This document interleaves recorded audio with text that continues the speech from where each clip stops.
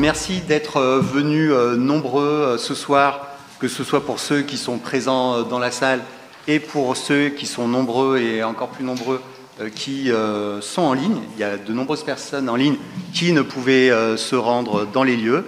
Donc merci à tous et à toutes pour votre présence. Les remerciements sont d'autant plus sincères que le sujet qu'on vous propose ce soir est un sujet quelque peu aride. Ce n'est pas celui qui fait se mobiliser spontanément des foules, comme on espère qu'on pourra en voir ce jeudi. Donc pour animer cet échange et cette discussion, ce qu'on vous propose, c'est le plateau suivant. Dans un premier temps, on va avoir Vincent Vicard qui va nous livrer, en tant qu'économiste, un petit cadrage macro sur les ordres de grandeur et sur les principaux enjeux macroéconomiques. Cette première courte présentation sera suivie par une autre courte présentation qui sera celle de Mathieu Fert du cabinet Syndex. Et puis ensuite, nous aurons nos trois invités issus des trois grandes fédérations de la métallurgie, que sont Gabriel Artero en tant que président de la CFE-CGC, puis David Blaise de la FTM-CGT, et enfin Stéphane Destug de la FG2M-CFDT. Vous aurez la possibilité évidemment d'intervenir, de poser des questions, de nous livrer un certain nombre de vos commentaires ou de vos réflexions, de nous faire part d'un certain nombre d'exemples. On essaiera aussi, pour tous ceux qui sont présents en ligne, de ramasser un certain nombre de questions dans le chat, de façon à pouvoir éventuellement transmettre ces questions à nos différents invités. Voilà pour le programme, et c'est pourquoi je laisse dès à présent la parole à Vincent. Merci. Bonjour, bonsoir à toutes et à tous. Donc moi, je vais vous présenter voilà, un cadrage général sur cette question de l'optimisation fiscale ou l'évitement fiscal. Et ensuite, je vais laisser Mathieu aller plus dans le détail sur comment ça se présente de manière concrète plutôt dans l'entreprise et pour les représentants du personnel. Donc juste pour commencer, de quoi on parle ? Il y a un certain nombre de termes qui sont utilisés, optimisation fiscale agressive, évasion fiscale, fraude fiscale, évitement fiscal. C'est un certain nombre de termes qui sont utilisés de manière interchangeable selon les moments. Moi, je vais utiliser le terme d'évitement fiscal. Pourquoi ? Parce que c'est un terme qui englobe un certain nombre de pratiques par les entreprises qui peuvent être légales ou pas, mais qui sont dans une zone grise, qui peuvent être jouées qui peuvent être contraires à l'esprit des règles fiscales, mais cohérente avec la lettre des règles fiscales. Donc c'est un ensemble de zones grises qui n'est pas de la fraude fiscale et qui n'est pas de l'optimisation fiscale, qui est ce qui est attendu des entreprises qui répondent aux incitations fiscales. Donc voilà, c'est un ensemble de pratiques qui sont dans une zone grise, qui peuvent des fois être légales ou pas, mais en tout cas, la matière fiscale, c'est vraiment quelque chose sur lequel il y a de la négociation et il y a de l'interprétation qui se fait. Donc juste pour vous donner un cadre pour essayer de comprendre un petit peu ce qui se joue, je vais juste revenir sur deux principes de base du système de taxation des entreprises multinationales. Le premier, c'est le principe des entités séparées. C'est-à-dire qu'une entreprise multinationale, en termes de taxation, elle n'a pas d'existence. C'est-à-dire une entreprise multinationale, elle ne va pas être assujettie à l'impôt en tant que telle. C'est chacune de ses filiales qui vont être assujetties à l'impôt dans le territoire dans lequel elles sont. Ça, c'est la première chose. Le deuxième principe, c'est le principe de pleine concurrence, c'est-à-dire qu'à partir du moment où il y a des échanges entre ces filiales, eh bien, il va falloir que ces échanges soient tarifés comme si c'était entre deux entreprises indépendantes. C'est vraiment les deux principes de base du système de taxation des multinationales qui remontent à très loin, qui remontent à la fin des années 1920. Et dont l'objectif initial était d'éviter la double taxation de ces entreprises multinationales. Aujourd'hui, la question qui se pose, c'est plutôt la double non-taxation des entreprises multinationales. Je voudrais juste rappeler que ces deux principes, c'est des normes fiscales. D'accord ? Ce n'est pas des concepts économiques. Par nature, une entreprise multinationale a des activités dans deux pays. Et donc, son assiette fiscale dans chacun de ces pays-là, elle n'est pas définie par des concepts économiques. Et notamment, on entend souvent la notion de « il faut payer les impôts là où la valeur ajoutée est créée ». Ça n'a pas on n'a pas de concept économique pour déterminer exactement là où la valeur ajoutée est créée. A priori, une multinationale, si elle existe, c'est qu'elle est plus efficace en intégrant les activités qu'avec deux entreprises séparées. Donc si on considère qu'on doit tarifier les transactions comme deux entreprises séparées, en tant qu'économiste, a priori, voilà, ça sort de la logique économique. Donc c'est vraiment une norme fiscale qui s'impose et avec lesquelles les entreprises vont pouvoir jouer, mettre en place des schémas fiscaux pour réduire leur taxation au niveau global de l'entreprise. Il y a un certain nombre d'instruments de l'évitement fiscal. Il y en a trois principaux, je vous les cite de manière rapide, mais ces instruments, ils vont utiliser des échanges entre les différentes filiales. Le premier type d'échange qu'on peut avoir, c'est des échanges de biens entre deux filiales dans deux pays différents. Et typiquement, si je suis en France, si je réduis le prix de mes exportations vers une filiale dans un pays à faible niveau de taxation, je vais réduire mon profit en France, augmenter mon profit dans la filiale et donc réduire ma charge fiscale en France et augmenter l'assiette d'imposition dans le pays. Au niveau agrégé, ça va réduire l'imposition de l'ensemble de la multinationale. On peut aussi jouer sur la localisation de la propriété intellectuelle et payer des royalties à des filiales qui sont localisées dans des paradis fiscaux ou localiser de la dette, c'est-à-dire une filiale française qui s'endette vis-à-vis d'une filiale dans un paradis fiscal, qui va payer des intérêts et ces intérêts sont déductibles de l'assiette fiscale en France. C'est les trois principaux mécanismes du transfert de bénéfices entre filiales. Ce qui est important, c'est que ça va affecter les comptes de l'entreprise. C'est-à-dire qu'on va réduire la charge fiscale en réduisant les impôts, la valeur ajoutée et donc l'assiette fiscale et donc les profits qui sont déclarés dans la filiale française par rapport à une filiale à l'étranger. Et c'est là que ça va être important. Donc il y a une dimension fiscale. Moi, je vais m'attacher à la dimension fiscale et les grands ordres de grandeur de la dimension fiscale, mais ça a une dimension aussi sur les comptes de l'entreprise et donc après sur l'intéressement, la participation, etc., qui va être elle-même importante, mais je laisserai Mathieu revenir là-dessus. Juste pour vous donner une idée de l'importance de ces multinationales dans l'économie française. Donc les entreprises multinationales en France, ça représente 48% de l'emploi salarié marchand. Donc c'est une part extrêmement importante de l'emploi salarié marchand. En général, on a plutôt en tête les multinationales étrangères qui représentent 13% de l'emploi salarié marchand. Mais il y a aussi toutes les multinationales françaises et toutes les filiales des multinationales françaises qui représentent un tiers de l'emploi en France. Donc c'est relativement important. Et on a aussi les groupes franco-français qui ont plusieurs filiales au niveau français. Ça ne va pas poser de questions au niveau fiscal, mais ça peut poser des questions en termes de répartition du profit entre ces filiales et donc de participation et d'intéressement. La plupart de ces filiales en France, ce sont soit des ETI, donc des entreprises de taille intermédiaire, soit des grands groupes. Il y a la moitié à peu près qui sont des grands groupes en termes de taille. Deuxième aspect, donc c'est des entreprises qui sont importantes en termes d'emploi. Deuxième aspect, et en termes de valeur ajoutée, elles ont à peu près la même importance en termes de valeur ajoutée. Toutes les multinationales ne se ressemblent pas et toutes ne se valent pas. Et je pense que c'est un point qui est important à souligner. 60% des multinationales ont moins de 5 filiales, donc ce sont des petites multinationales qui ont souvent une seule filiale à l'étranger. 3% ont plus de 100 filiales, donc c'est un petit nombre de multinationales qui ont plus de 100 filiales. Et qui représentent par contre la plupart des filiales à l'étranger et la plupart de la valeur ajoutée. Ces 3%, elles représentent 50% de la valeur ajoutée de l'ensemble de ces multinationales, si c'est sur l'ensemble des multinationales européennes qui ont une filiale en Europe. Et par ailleurs, il y a une deuxième différence, c'est en termes de complexité de ces entreprises.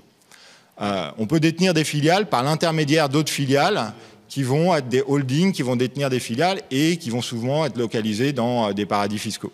Et donc, la moitié de ces entreprises multinationales, elles détiennent directement leurs filiales. Donc, la plupart des entreprises multinationales, c'est peu de filiales, 1, 2, 3 filiales, et détenues directement par la tête de groupe. Et ensuite, on a un petit nombre d'entreprises multinationales qui ont beaucoup de filiales et qui les détiennent par des chaînes de détention, donc qui sont assez complexes. Et ça crée de l'opacité. Et les résultats en particulier de mes travaux, mais d'autres travaux aussi, qui montrent que c'est essentiellement ces grandes entreprises extrêmement complexes qui vont faire de l'évitement fiscal. Donc pour vous donner quelques chiffres, alors c'est des chiffres qui sont issus d'un travail de 3 auteurs, donc Thomas Torsloff, Vir, son prénom m'échappe, et Gabriel Zuckman. donc qui estime l'ampleur de l'évitement fiscal au niveau mondial. Donc au niveau mondial et pour la France. Donc au niveau mondial, on a 37% des profits des multinationales qui sont localisés dans des paradis fiscaux. Je reviendrai sur quels sont ces paradis fiscaux, mais ce n'est pas seulement des petites îles. Et donc ça veut dire 40% des profits qui sont localisés dans des pays qui représentent 3% du PIB mondial. Donc des pays qui sont très petits et on ne s'attendrait pas à ce qu'il y ait autant de profits qui soient localisés dans ces pays-là. Ça représente, au niveau mondial, c'est estimé, c'est des estimations, hein, par définition, c'est quelque chose qui est difficile à estimer, mais 200 milliards de pertes d'impôts, 200 milliards de dollars de pertes d'impôts au niveau mondial. Et si on se concentre sur la France, en 2019, ça représenterait 42 milliards de profits qui sont logés dans des paradis fiscaux, plutôt qu'en France. Donc une assiette fiscale qui est manquante en France et qui correspondrait au taux d'imposition en 2019, qui était de 34%, à 13,2 milliards de pertes d'impôts pour les impôts français, ce qui représente à peu près 20% des recettes de l'impôt sur les sociétés. Et ça, les 42 milliards de profits, c'est 42 milliards qui ne sont pas aussi dans la valeur ajoutée des entreprises en France. Juste pour vous dire sur le cas de la France, où sont localisés ces profits? Dans des paradis fiscaux, d'abord et avant tout dans des paradis fiscaux européens. Le Luxembourg, l'Irlande, les Pays-Bas, Chypre, Malte, la Belgique qui est intégrée par ses auteurs dans les paradis fiscaux. Les paradis fiscaux, ce n'est pas que des îles lointaines, des petites îles paradisiaques lointaines. C'est d'abord et avant tout, au sein de l'Europe, on a un certain nombre de pays qui ont ces caractéristiques de paradis fiscaux et dans lesquels les profits des entreprises sont localisés. Et juste pour finir, un petit détour sur la réforme du système de taxation des multinationales, parce qu'on entend beaucoup, on a fait beaucoup de choses. On a fait beaucoup de choses, effectivement, ces derniers temps. Au niveau international, il y a eu des négociations pour réformer, devant l'ampleur des chiffres que je viens de vous présenter, pour réformer le système de taxation des multinationales. Et donc on a eu 2 cycles de négociations, le premier après la crise de 2008 et le second qui s'est concrétisé après la crise de 2020, la crise sanitaire de 2020. Donc on a eu, c'est ce qu'on a appelé les cycles BEPS, pour Base Erosion and Profit Shifting, donc l'érosion des bases fiscales et le transfert de profits. Donc en 2015, l'idée c'était de réparer les trous dans la raquette, donc de ne pas toucher au principe du système de taxation que je vous ai présenté, mais d'essayer de réparer, de combler les trous qui étaient les plus flagrants. Il y a une quinzaine d'actions qui ont été définies, notamment des standards minimums qui ont été mis en place. Au niveau européen, il y a la directive ATAD qui va dans ce sens-là, des règles anti-abus, des règles sur les traités de double taxation au niveau international, etc. Et une des dimensions qui est, à mon sens, importante, et on y reviendra peut-être, c'est le reporting pays par pays pour les grandes multinationales. Donc l'obligation pour les grandes multinationales de déclarer aux administrations fiscales, pas de le publier, mais de déclarer aux administrations fiscales la répartition d'un certain nombre de variables, donc l'emploi, leurs profits et leur nombre de filiales dans les différents pays dans lesquels elles ont des opérations. Donc pour faciliter le travail des administrations fiscales. Ça, c'était le premier. Le deuxième cycle de négociation qui a arrivé à un accord en novembre 2021 sous l'égide de l'OCDE avec plus de 130 pays qui ont signé cet accord. Et donc qui vise à une réforme du système cette fois. Aller plus loin en voyant qu'en essayant de combler les trous, on n'allait pas assez loin, de réformer le système avec 2 piliers, et notamment un pilier dont on a beaucoup parlé, c'est la taxation minimum effective de 15% pour les filiales des multinationales. Et donc si une filiale d'un groupe français à l'étranger est taxée à moins de 15%, l'administration fiscale française, le fisc français peut taxer le différentiel entre, si elle est taxée à 10%, entre 10 et 15%, donc taxer les profits de cette filiale à 5%. C'est une réforme qui est en cours de mise en œuvre, d'accord, notamment au niveau européen. Il y a eu un accord le mois dernier sur sa mise en œuvre au niveau européen à l'horizon 2024.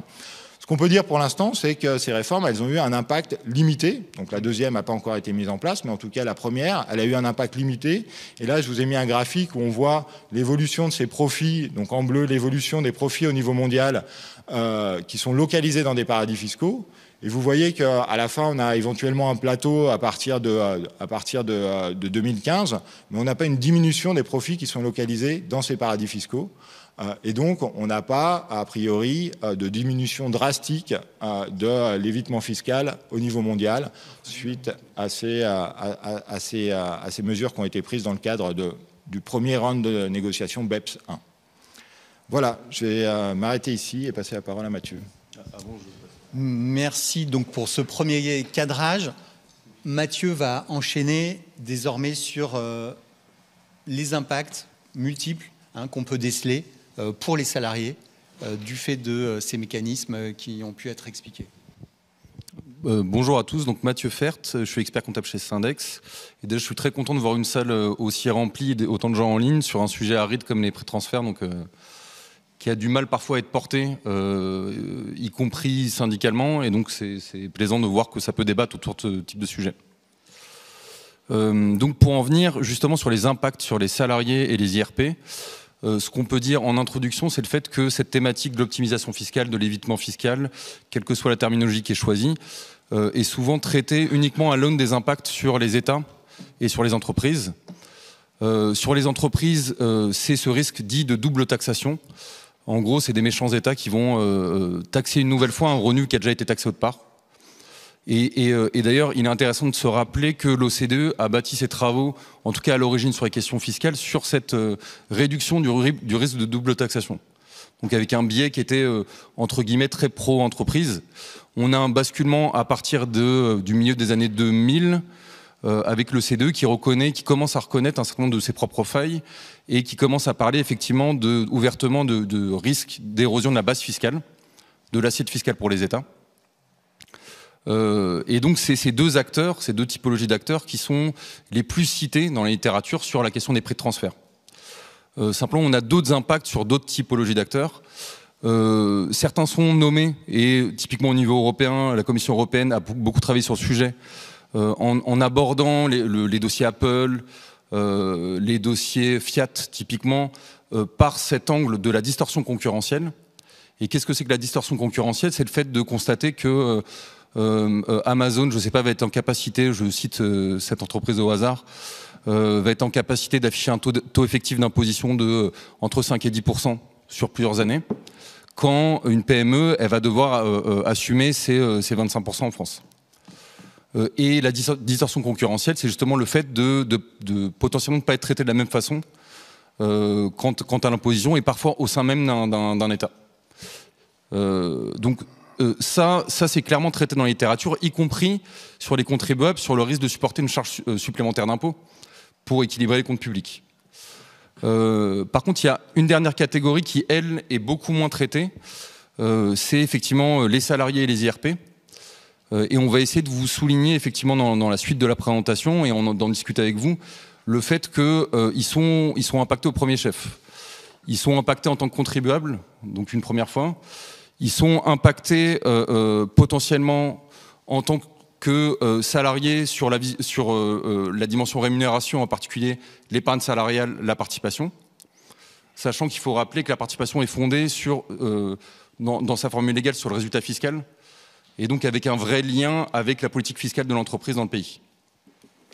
Mais d'autre part, plus largement, on a des impacts aussi sur la capacité des IRP cette fois à émettre un avis éclairé sur la dynamique de leur entreprise si la valeur créée en local est présentée de façon complètement tronquée. Donc dans typiquement l'information consultation sur la situation économique et financière, dans pas mal de filiales de groupes, ça met, c'est notre analyse, les IRP en incapacité en fait, d'émettre un avis éclairé. Et d'autre part, on va essayer de vous donner quelques exemples à ce niveau-là. Ça peut aller, et ça va même, jusqu'à, dans certains cas, une fragilisation de l'emploi. Par divers canaux qu'on va essayer d'illustrer, mais c'est un élément qu'on va mettre en avant. Et peut-être un point qui est l'entrée la plus directe quand on parle d'optimisation fiscale, parce que c'est l'impact le plus évident quand on regarde l'impact sur les salariés, c'est l'impact sur la participation des participations légales. Et effectivement, on a essayé d'analyser sur la base des travaux d'un certain Vincent Vicard l'impact sur les grandes entreprises en France. Et d'après cette estimation qui n'est pas aussi scientifique que les propres travaux de Vincent Vicard, on aurait environ entre 35 et 40% d'impact sur la participation des salariés de ces grandes entreprises.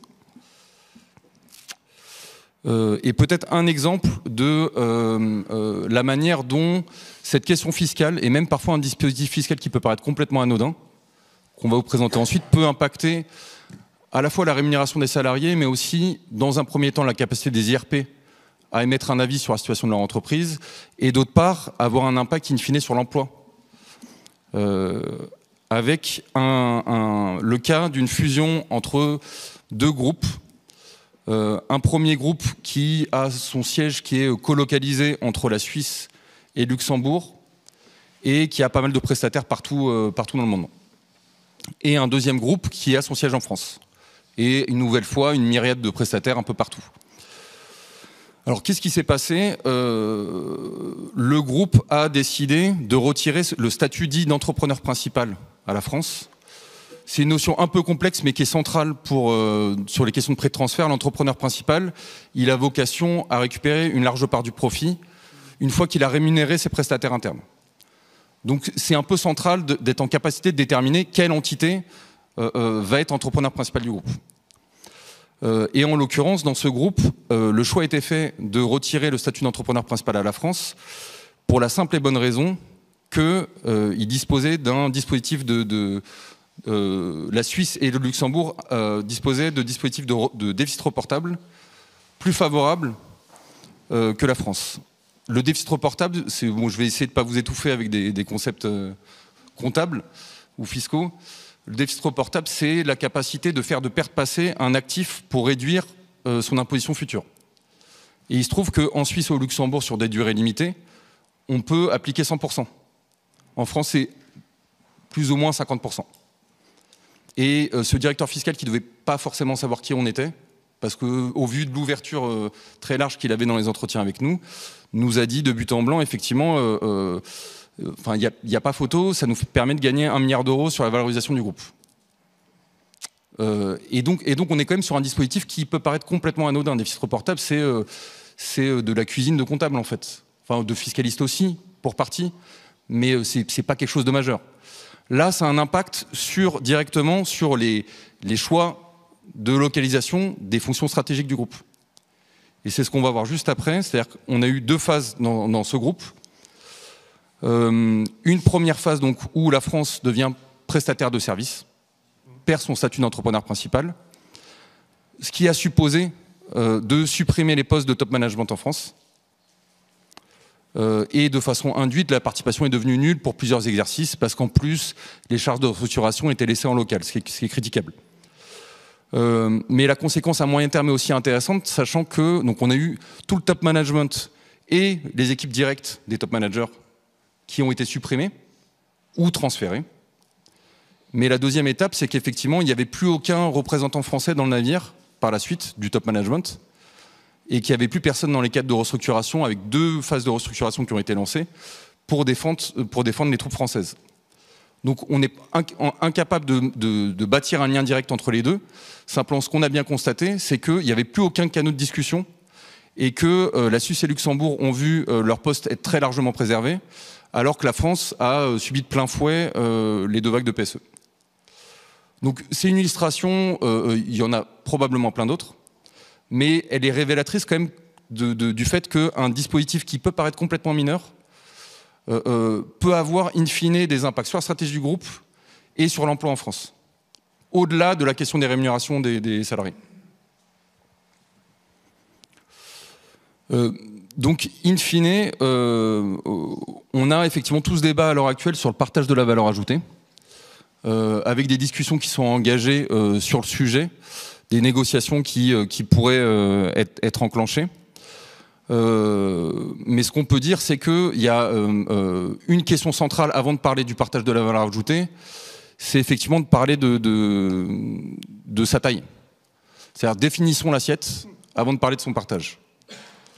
Parce qu'effectivement, dans une situation où on réduit de façon très conséquente dans le cas filial de groupe ou des grands groupes de manière générale, on réduit de façon très conséquente la valeur à partager, il est évidemment plus facile d'en partager une part conséquente en fait. Et on va le voir dans la mesure où on a de fait des intérêts opposés, par définition, en tout cas par la participation légale, telle que définie dans le cadre légal français, des intérêts opposés entre le groupe des actionnaires et de l'autre côté, l'État et les salariés. Et un point rapide, bon, pas pour complexifier, mais simplement pour rappeler que là, on parle de l'optimisation fiscale, mais comme l'a rappelé Vincent tout à l'heure, il y a une forme de continuum entre optimisation fiscale et optimisation salariale, sociale. Et il y a des schémas qui existent, que vous devez connaître, voire pratiquer dans certaines de vos entreprises. Les schémas typiquement de mise à disposition de personnel à titre gratuit. Les schémas de SCI, où simplement avoir une facturation plutôt lourde, généralement, de loyer. C'est une manière d'éloigner la valeur créée des salariés. Et donc, il faut toujours garder en tête le fait que quand bien même on est dans un groupe franco-français, ces schémas-là doivent être analysés en fait. Toutes les relations intra-groupes doivent être analysées. Et peut-être un dernier point justement sur l'impact fiscal, sachant que grâce à Vincent, on a été mis en contact avec Margarita Lopez-Forero, qui ne peut pas être là, mais qui est là en ligne, qui travaille sur l'impact de l'implantation dans un paradis fiscal, non seulement sur la valeur ajoutée, donc qui démontre à nouveau, comme ça a été démontré par d'autres économistes, que l'implantation dans un paradis fiscal a tendance à faire baisser la valeur ajoutée déclarée en France, mais a démontré aussi de façon économétrique le fait que ça avait un impact négatif sur l'emploi.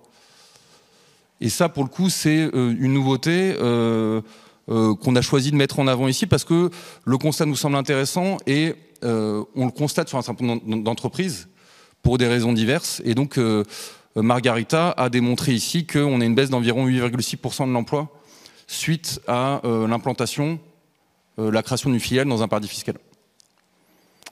Et les raisons, elles peuvent être multiples. On a vu que potentiellement, quand on met en place un schéma d'optimisation fiscale agressive, on peut être tenté de ne pas localiser trop de top management en France, auquel cas ce serait un modèle qui pourrait pousser à laisser une part importante du profit en France. Donc n'ayant plus les top managers en France, on a plus de représentants des ouailles françaises, entre guillemets, dans les grandes décisions stratégiques du groupe. Un autre élément, c'est qu'une fois qu'on a mis le pied dans l'engrenage, qu'on a monté la coquille vide en Suisse, au Luxembourg, au Liechtenstein, au bout de 3-4 ans, on se dit mais quand même, tout ça n'est pas bien sérieux, il faut qu'on la solidifie. Alors, quelle forme ça prend? C'est, on va envoyer 10 ingénieurs là-bas, on va monter de la R&D. Et puis, on va se dire, mais quand même, c'est pas complètement sécurisé, et on va envoyer le service achat. Et petit à petit, en fait, nous, c'est ce qu'on constate, c'est que quand on a une première étape, surtout pour soit les groupes américains qui s'implantent en Europe, soit pour les PME qui grossissent très fort, on a une tendance à d'abord construire un modèle qui est purement fiscal et avec une très faible implantation dans le pays où on veut réaliser l'évitement fiscal. Et puis petit à petit, on se rend compte qu'il faut le solidifier en fait. Donc voilà. Merci beaucoup. Donc merci à tous les deux pour ces éléments de cadrage au niveau macro comme en ce qui concerne l'impact, notamment pour les salariés. Et donc maintenant, ce que je vous propose, c'est d'avoir d'une part les réactions de nos invités des 3 fédérations syndicales, d'une part, et d'autre part, si vous avez dans vos contacts avec les équipes des exemples qui viennent donner un petit peu de concret, qui viennent donner un peu de cas concrets par rapport à ce qu'a pu évoquer Mathieu il y a quelques instants. Faites un tout petit peu attention si éventuellement il y a des enjeux de confidentialité vu le nombre qu'on est, que c'est en ligne, etc. On sait qu'il y a aussi beaucoup de cas qui sont dans la presse, donc ça facilite les choses, mais voilà, c'était juste pour voilà. Donc Gabriel peut-être pour démarrer, et puis ensuite David, puis Stéphane. Ok, merci.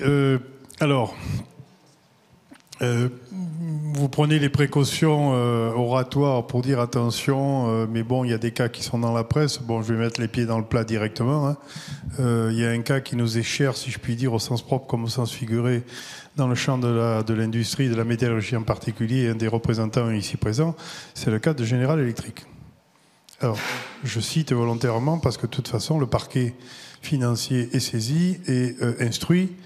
Je ne sais pas où ça aboutira, mais au moins celui-là, il est clairement identifié. D'ailleurs, ce que présentait tout à l'heure Mathieu avec KA, KB, Suisse, ça ressemblait furieusement, mais je ne lui demande pas. Je lui demande pas si c'est que ce cas-là, mais ça m'a tout de suite parlé, comme je vois un collègue ici sourire, ça a dû lui parler lui aussi.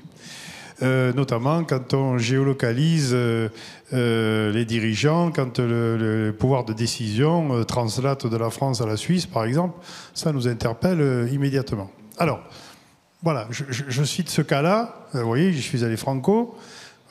Je ne suis pas sûr de pouvoir sortir tranquillement, mais je le dis. C'est un dossier, si je continue sur celui-ci, qui nous a agité depuis l'origine, hein, c'est-à-dire depuis le moment du rachat d'Alstom par GE et, comment dirais-je, tout ce qui a accompagné ce transfert majeur dont les conséquences continuent. Et on pourra parler après, je ne vais pas focaliser que sur ce dossier-là. Alors, est-ce que c'est un sujet, est-ce que c'est une préoccupation qui nous remonte régulièrement par nos militants, dans nos différents syndicats, etc. La réponse est non. Soyons clairs.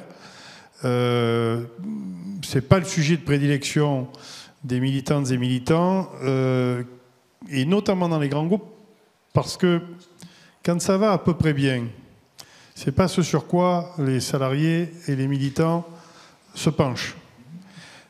C'est d'ailleurs un sujet, j'y reviendrai tout à l'heure, c'est-à-dire que ce n'est pas leur priorité et en même temps, on n'a pas nécessairement de warning qui s'allume au moment où il le faudrait. Et moyennant quoi, quelquefois, ce que vous avez décrit peut tout à fait se passer. Et par contre, ce qu'on va traiter, c'est les conséquences sociales. Mais quand on en est là, c'est trop tard. C'est-à-dire, on ne revient plus en arrière. On est sur le curatif. Et avant de venir, donc j'ai demandé à mon service juridique si effectivement il y avait de nombreux cas qui leur remontaient. Le juriste nous dit mais non, bon, il y a pu y avoir ça, mais pour ceux que l'on accompagne, on n'en est pas sur des problèmes de fiscalité, on en est sur des problèmes d'accompagnement social. Là, comment on essaie de limiter la casse, quoi. Voilà. Et c'est pour ça que c'est pas un sujet de prédilection. Et du coup, en y réfléchissant, je me dis à quel moment les warnings devraient s'allumer. Ou pourrait-il y avoir une série d'indicateurs qui puissent s'appréhender à peu près facilement? Parce que, évidemment, ceux qui se penchent sur le sujet jonglent, ou ceux qui ont eu à traiter ça jonglent avec, mais je ne suis pas sûr que tous nos militants ont envie de s'endormir avec le code fiscal français. Hein. Voilà, c'est quand même un peu rugueux comme matière. Mais là, il y a un sujet. Hein, c'est-à-dire à quel moment on pourrait faire en sorte que... Alors, non, il n'y a pas tant de sujets, il n'y a pas tant de dossiers que ça.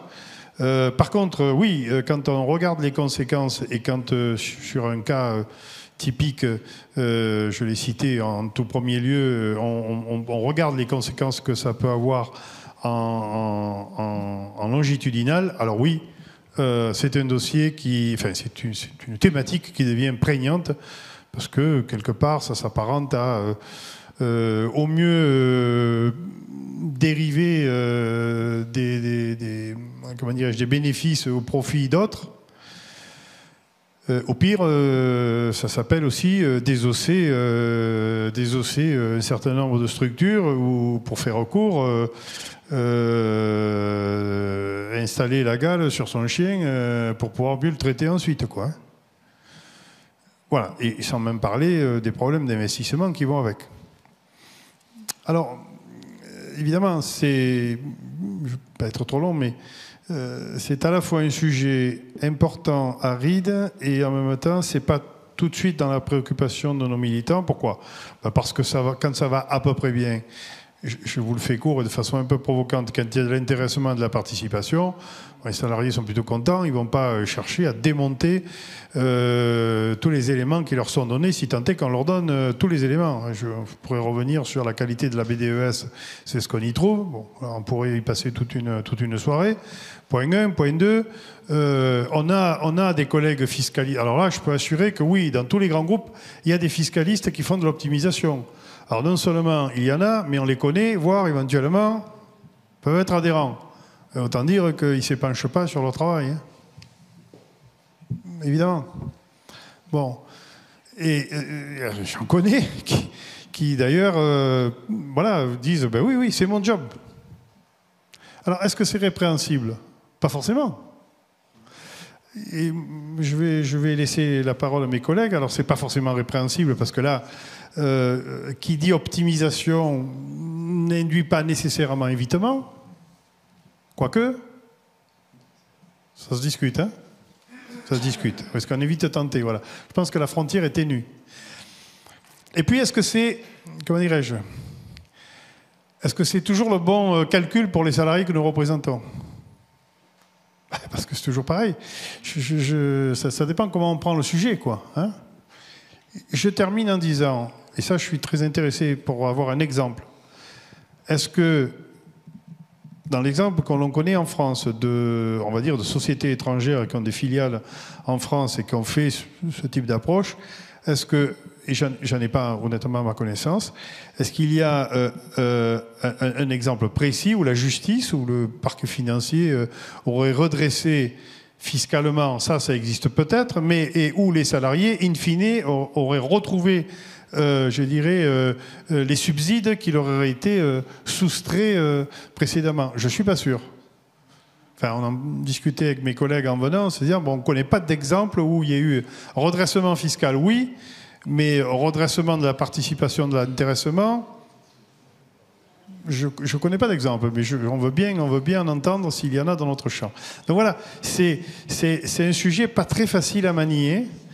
Et évidemment, quand on met tout bout à bout hein, sur ce que l'on demande à nos élus dans les IRP, dans les CSE ou CSEC, il y a tellement de sujets, tellement de problèmes, et il faut être maintenant tellement omniscient surtout pour pouvoir être opportun.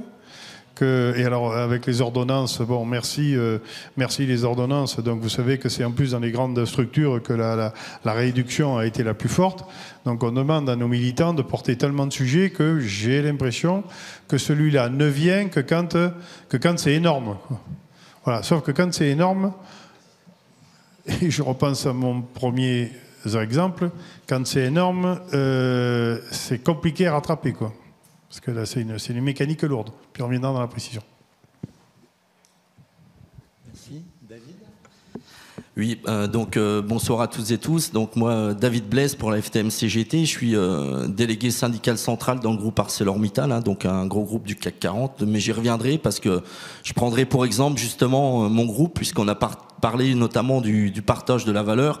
Donc moi, j'ai des bons exemples à vous donner dans mon groupe sur le partage de la valeur. Alors nous, à la FTM, on considère que les prix de transfert, c'est une façon aussi de capter la valeur et de capter aussi la richesse créée par les salariés pour justement irriguer encore plus les dividendes pour les actionnaires. Donc ça, pour nous, c'est aussi problématique.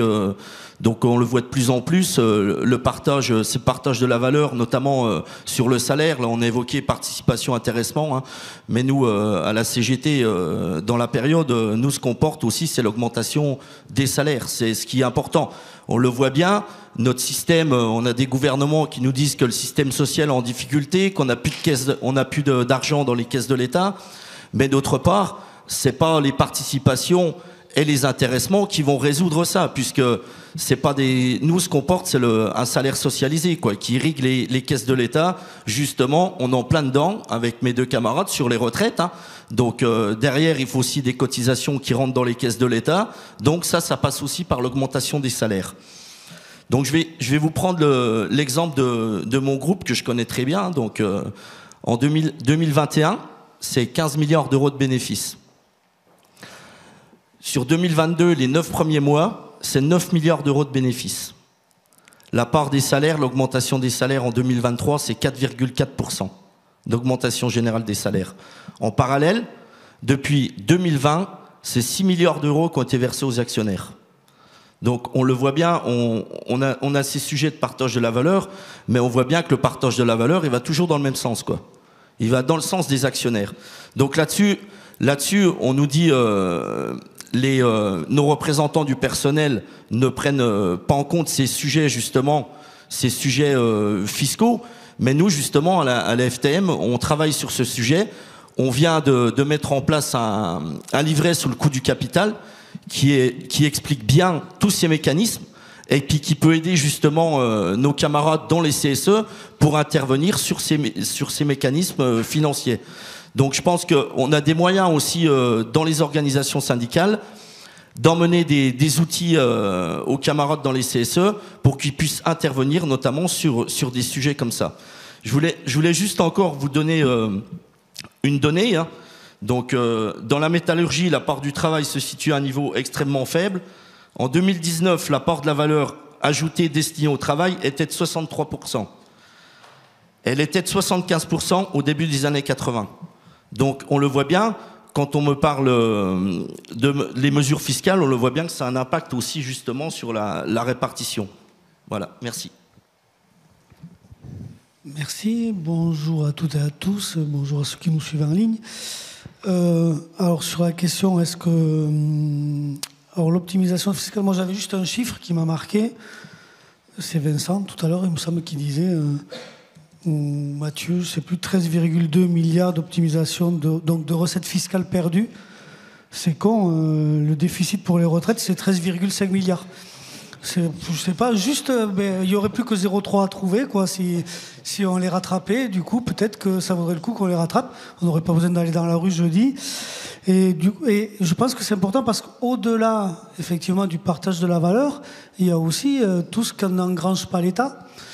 Et dans l'optimisation fiscale, alors moi je ne sais pas si l'État n'est pas un aussi qui optimise, parce que quand il fait des exonérations de charges aux entreprises, c'est peut-être aussi un peu d'optimisation, surtout quand il ne nous les reverse pas, quand il ne les remet pas dans les caisses où ça devrait aller. Donc on a quelques soucis là-dessus. Donc effectivement, alors après, les difficultés qu'on a, et j'ai bien aimé le terme évitement fiscal, parce que l'optimisation fiscale, c'est immoral, c'est sale, mais c'est légal. La fraude fiscale, par contre, c'est autre chose. Et Gabriel l'a dit qu'ils avaient une affaire chez GE. Nous aussi, on a une affaire chez GE, chez les autres. Donc du coup, chez GE, ils sont un peu... Ouais. Non, il y a deux affaires, du coup, parce qu'il y a deux entités. Mais bon, chez GE, ils sont un peu spécialistes du coup. Mais il y en a d'autres qui ont joué un peu. Alors, je ne vais peut-être pas les dire, mais moi, j'ai accompagné des équipes... Il y a quelques temps, alors c'est bizarre, les rachats se sont faits au moment où le ministre de l'économie s'appelait monsieur qui est devenu président. Du coup, ouais, c'était au même moment. Mais donc on a été, nous, pareil, à Bercy pour parler du détournement un peu du CIR, Crédit Impôt Recherche, où une entreprise nordique dans...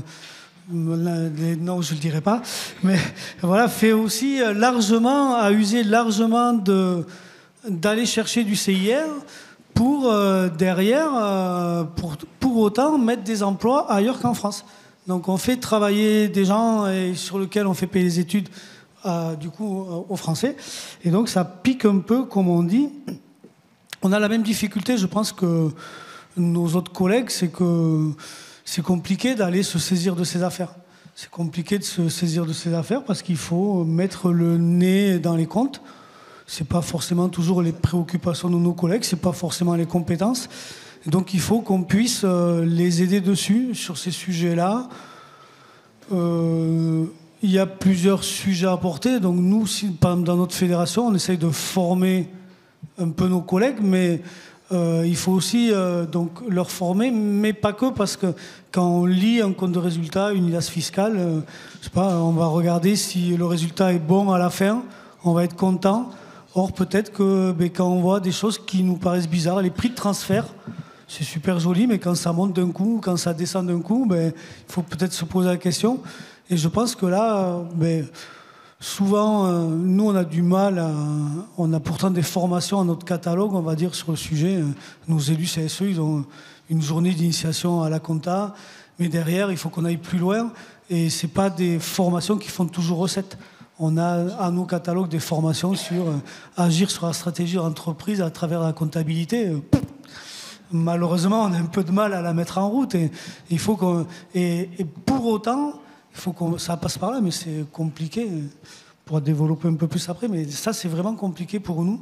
Et après, il faut qu'on travaille de concert avec du coup la Confédération, parce que qui doit agir au niveau des lois. Nous, on doit agir au niveau de nos formations, on va dire, de nos équipes. Et il faut après qu'on travaille aussi avec les experts de tous ordres quand ils sont nommés pour aller rechercher ça. Et s'offusquer à chaque fois que...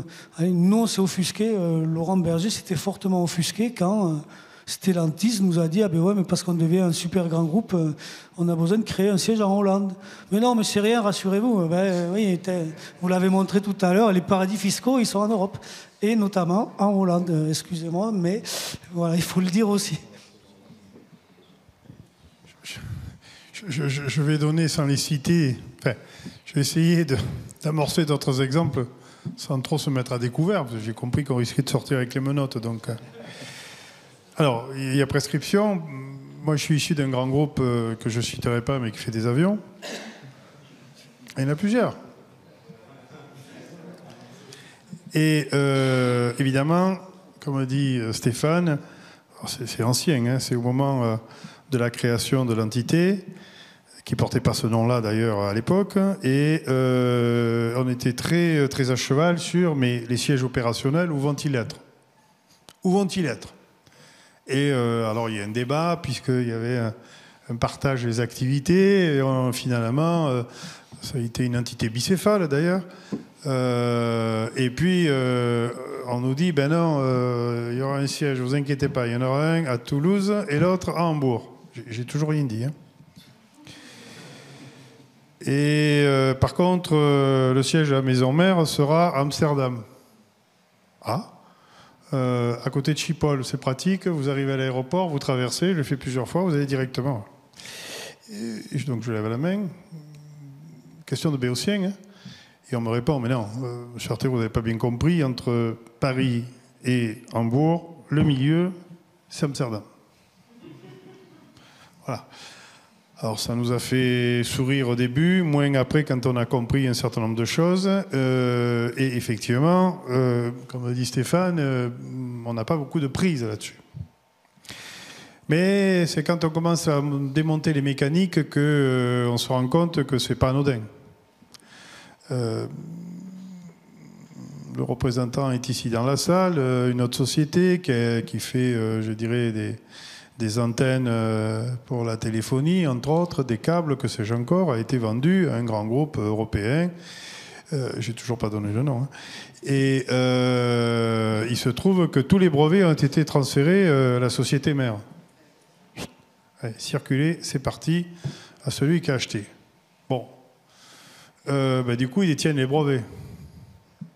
Alors, on touche du CIR en France, dans cette société. La réponse est oui. Bon, il paraît, mais vous allez m'expliquer, qu'il y a une jurisprudence Philips qui fait que maintenant, on vient défalquer l'équivalent de ce qu'on aurait touché en crédit impôt recherche. Bon, mais jusqu'à présent, je ne connais pas cette jurisprudence. Alors, non seulement on touchait, c'est-à-dire de nos subsides, c'est-à-dire de l'impôt, des subsides pour ce crédit impôt recherche qui nourrit finalement des brevets qui terminent dans un pays européen, plutôt au nord de l'Europe, lequel vient nous facturer des royalties pour utiliser, déployer ces éléments éventuellement en France. Double peine. Double peine. Alors ça, typiquement, peut-on s'attaquer à ça? Alors, peut-on s'attaquer à ça? C'est là que les choses commencent à se compliquer. On dit, est-ce que la fiscalité va pouvoir permettre de... Oui, mais bon, il y a des règles de l'OCDE, et puis il y a l'Europe. Alors c'est intéressant, parce qu'effectivement, les chiffres, vous les avez donnés. Nous aussi, on les a regardés. Alors bon, si on regarde les Allemands, leurs multinationales, il y en a pas tout à fait 400, elle réalise 192 milliards de dollars, mais elle paye quand même 24 milliards de dollars d'impôts, c'est exprimé en milliards par en euros, dans leur pays, c'est-à-dire à peu près l'équivalent de presque 13%. Si on regarde les Pays-Bas, si on le ramène en pourcentage, c'est 4. Au Luxembourg, c'est 5,4. En Irlande, les salariés irlandais sont les plus forts. Ça veut dire qu'ils nous battent à plat de couture, puisque là, l'impôt, alors ils encaissent 7 milliards de bénéfices d'un côté et ils en reversent que 3-4. Donc c'est-à-dire, ils sont très très forts, quoi. Donc il y a quelque chose qui ne va pas. Et comment on attaque le sujet? Donc on attaque au niveau européen.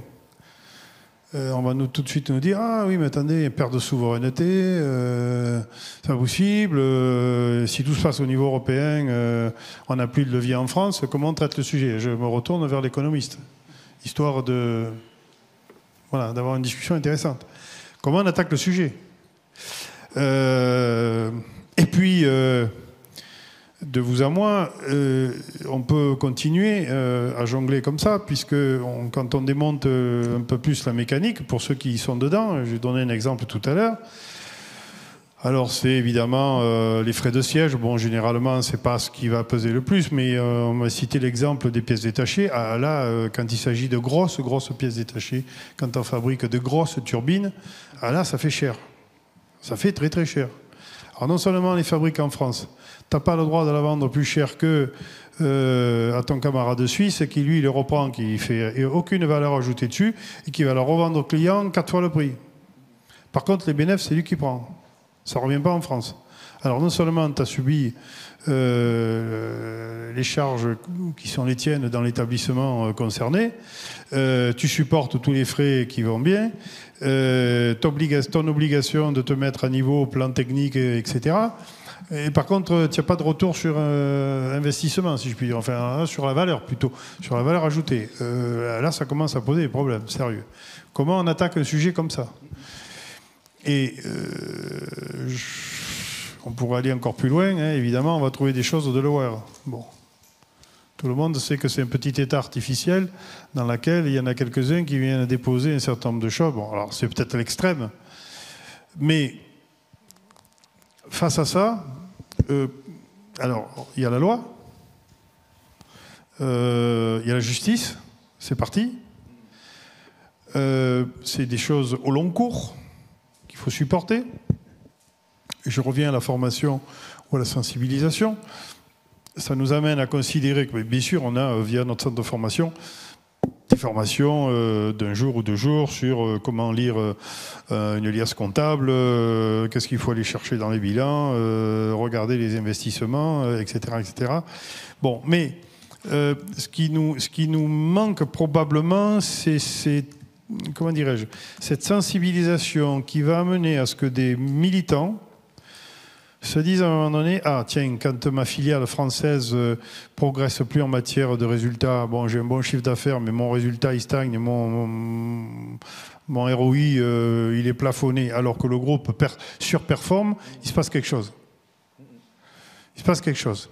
Ou ça va à peu près, mais on s'est quand même fait ratiboiser, il ne revient rien en investissement, il se passe quelque chose. Nous, alors un des sujets de prédilection, on dit à nos militants en permanence, regardez les investos, c'est les emplois de demain. Si ça n'investit plus, ça commence à devenir grave et urgent. Et donc, en fait, je pense que ce qu'on a à déterminer, c'est ce que je vais appeler, c'est warning, je n'ai pas trouvé un meilleur terme pour l'instant, qui puisse régulièrement, et là, dans ce cas, les cabinets conseils peuvent tout à fait venir nous éclairer, c'est-à-dire nous dire, peut-être il y a quelques signaux qu'il faut pouvoir prendre régulièrement, et quand ceci s'allume, il est urgent de chercher plus loin, de jouer aux mineurs et de creuser un peu les sujets. Voilà, c'est ça qui m'apparaît évident.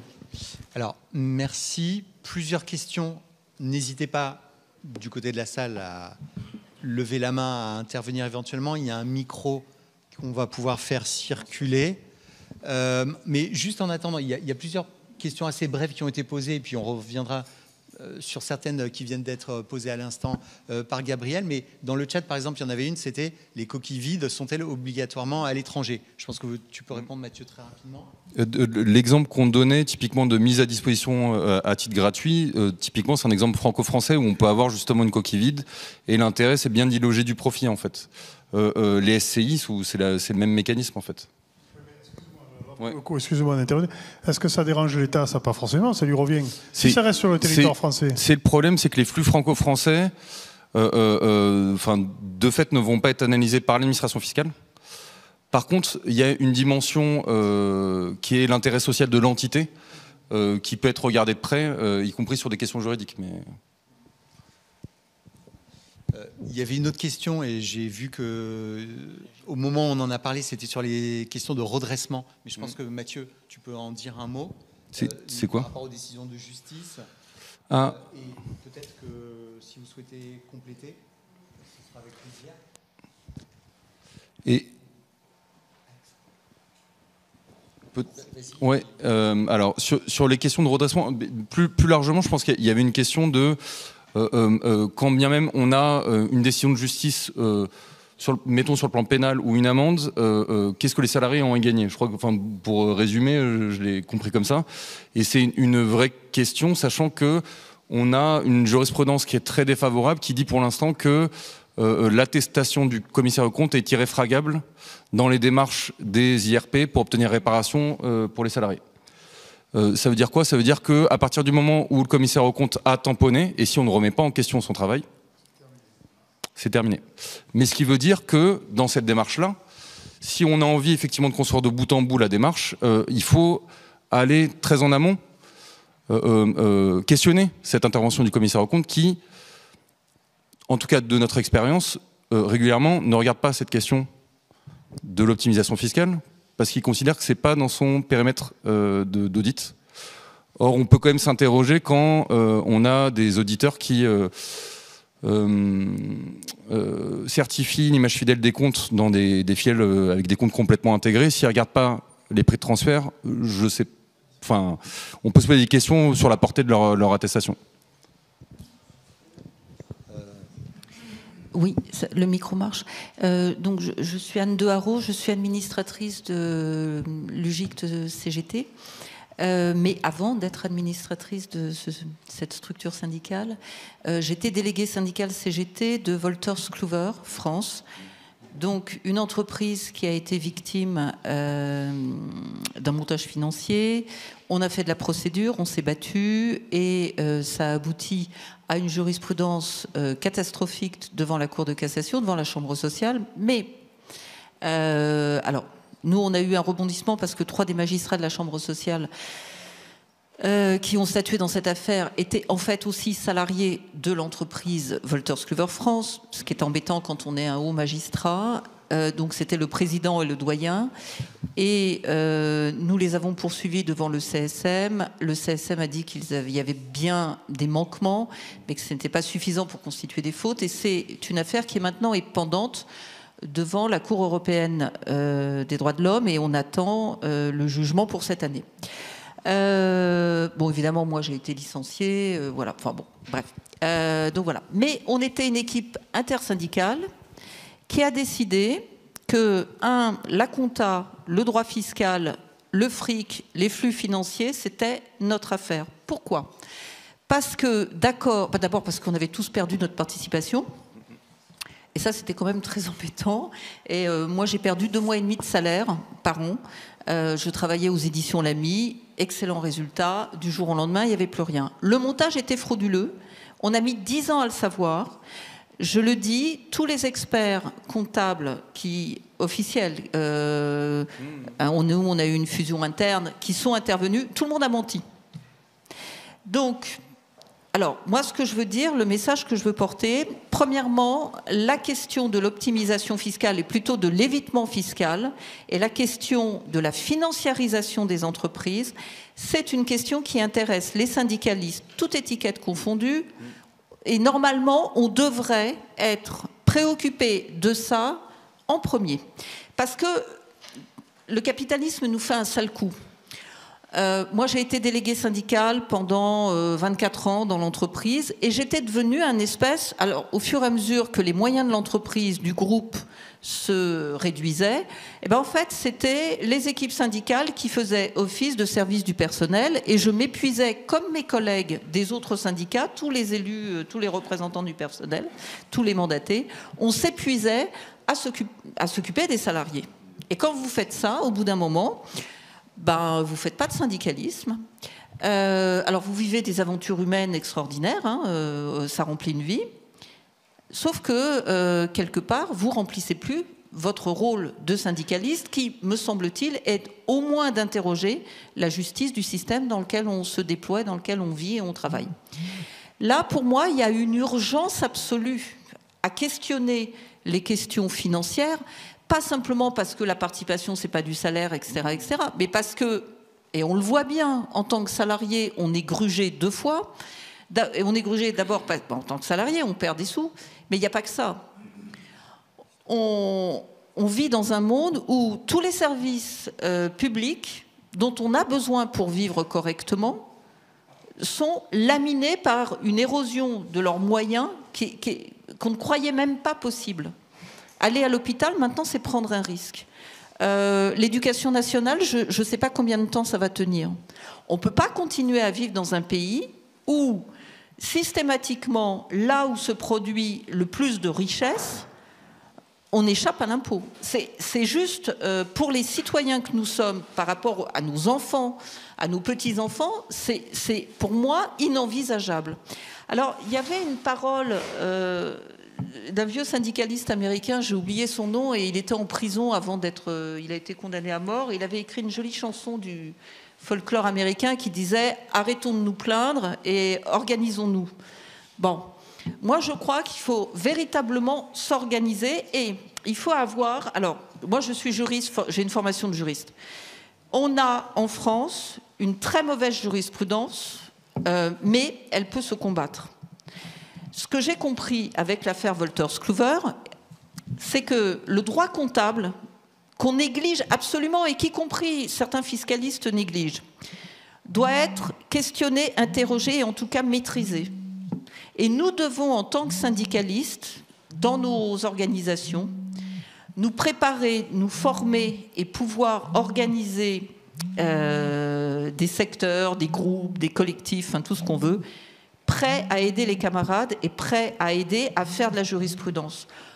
Parce que le pouvoir des juges est très important en la matière. Plus on attaquera devant les tribunaux, plus on montrera aux politiques, aux juges, et moi j'étais à l'audience du PNF dans l'affaire McDonald's.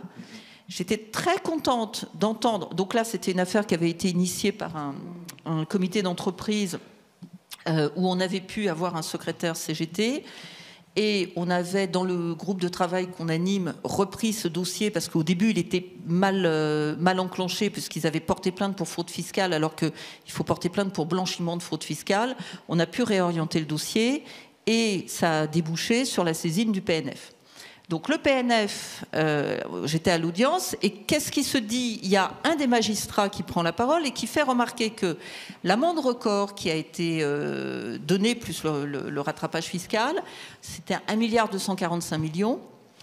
Ça équivalait au poste de 500 magistrats. J'aime mieux vous dire que s'il y avait 500 magistrats en plus là dans les tribunaux, il y a des gens qui seraient vraiment heureux. Là où on a eu un échec, c'est qu'effectivement, le PNF a décidé qu'on ne pouvait pas, que les salariés n'étaient pas des victimes de cette évasion fiscale, de cette fraude fiscale. Mais pour construire une jurisprudence en France, il faut à peu près, moi je l'ai fait en droit des étrangers, il faut à peu près entre 10 et 20 ans. Ça veut dire que si on commence à bosser aujourd'hui, on prend les jurisprudences, on va jusqu'au bout. Certes, c'est de l'argent, c'est des efforts, etc., etc. Mais on arrivera à sensibiliser, y compris les juges. Si on arrive à sensibiliser les juges, on peut aussi sensibiliser les politiques. Et il y a une urgence à récupérer cet argent et à se mobiliser sur ces questions-là. Avec la question climatique, je crois qu'on n'a plus le choix. On va avoir besoin de moyens on peut plus mégoter sur cette question-là. Et je voudrais conclure, parce que je vois que je suis un peu longue, je suis un peu passionnée aussi, je voudrais conclure en disant un truc. On n'est pas plus idiot que des avocats fiscalistes. Donc, le droit fiscal, le droit comptable, et puis c'est pas tellement plus compliqué que certaines dispositions du Code du travail. Donc, arrêtons dans nos discours, puisque quand on a des responsabilités, on produit un discours politique, un discours performatif. Arrêtons de dire que c'est compliqué et qu'on n'y arrivera pas. Moi, je suis certaine qu'en travaillant, on peut y arriver. On a dans nos adhérents aussi des spécialistes de ces questions-là. C'est pas plus compliqué quand je vois un ajusteur ou un fraiseur faire son travail. Moi, je serais incapable de le faire. Bon, il suffit de travailler, de s'y mettre. On a des cabinets conseils. Il faut aussi qu'ils nous épaulent et il faut oser y aller. Certainement, il va falloir qu'on coalise nos forces, qu'on ait des échanges de façon à faire monter la pression sur ces questions fiscales. Mais pour moi, il y a une urgence majeure sur ces questions. Merci. Merci beaucoup. Juste pour enchaîner, pour rebondir justement sur ce discours auquel moi, de façon personnelle, j'adhère complètement sur le fait que c'est un sujet qui paraît, et d'ailleurs c'est la partie suivante de la présentation, c'est un sujet qui paraît éminemment complexe. Les directions ont tout intérêt justement à le présenter elles-mêmes comme complexe et à considérer que c'est un sujet de spécialiste. Ce que j'ai constaté sur les dossiers sur lesquels j'intervenais, c'est que très souvent les IRP ne sont pas dupes, c'est-à-dire qu'ils sentent, il y a des signaux que eux-mêmes perçoivent, et parfois c'est tout bête, ça peut être des documents prévisionnels effectivement où on voit qu'il y a une dégradation. Et il y a une interrogation, en fait, j'ai juste en bas de ligne un changement de modèle économique et les élus qui creusent et qui se posent la question et qui finissent par comprendre que c'est un simple changement de modèle de prêt de transfert qui est réduit à zéro le résultat. Et effectivement, j'adhère aussi complètement au fait que aiguiller, les élus sont tout à fait en capacité de voir des signaux faibles, typiquement, et qui ne sont pas forcément faibles. Quand on voit la liste des paradis fiscaux et la très forte présence de pays européens dedans, quand on a un transfert d'actifs vers le Luxembourg, vers l'Irlande, vers la Suisse, vers les Pays-Bas, c'est très simple de se dire que c'est un signal fort en fait. Oui. Mais ça ne veut pas dire que ce soit simple de le traiter, mais disons que outillé et effectivement potentiellement accompagné, il est possible d'y répondre. Et le dernier élément, c'est pourquoi s'en saisir dans un contexte où les salariés pour l'instant ont une jurisprudence défavorable sur l'obtention de réparation. Alors il y a deux éléments. C'est premièrement le fait que comme sur ces dossiers-là, souvent ça transige. Ça veut dire que ça ne va pas jusqu'en justice, ça veut dire que ça ne va pas jusqu'à la jurisprudence, parce que c'est un sujet que personne n'a envie de se coltiner. Et le deuxième élément, c'est que la jurisprudence, elle est en construction longue, comme Madame le rappelait, et que la jurisprudence que vous avez subie au sein de votre entreprise, elle peut être retournée ou l'approche juridique peut être adaptée. Et sur Philips, peut-être qu'on n'aura pas le temps. Il y a une main, merci. Ouais, il y a une main qui se lève. Je vous donne la parole dans un instant. Dans le chat, il y a eu plusieurs remarques. Il y a une référence qui a été faite à Procter & Gamble, où, pour le coup, le CSE, alors je crois que c'était le CE à l'époque, mais a été débouté je crois que c'était en cours d'appel, car il y avait l'attestation du CAC, c'est ce que évoquait Mathieu, tu pourras peut-être repréciser ce dont il s'agit, mais en tout cas cette attestation, elle est insusceptible d'être mise en cause et donc ce qui constitue un obstacle, ça fait peut-être partie au-delà de la bataille purement jurisprudentielle, il y a sans doute de manière complémentaire une bataille aussi à mener au plan législatif. Dans le chat toujours on nous mentionne Xerox, où il y a une vieille bataille depuis 17 ans sur cette question des prix de transfert. Donc, alors, il y a IBM, effectivement, qui fait partie aussi de ces différentes procédures judiciaires au long cours.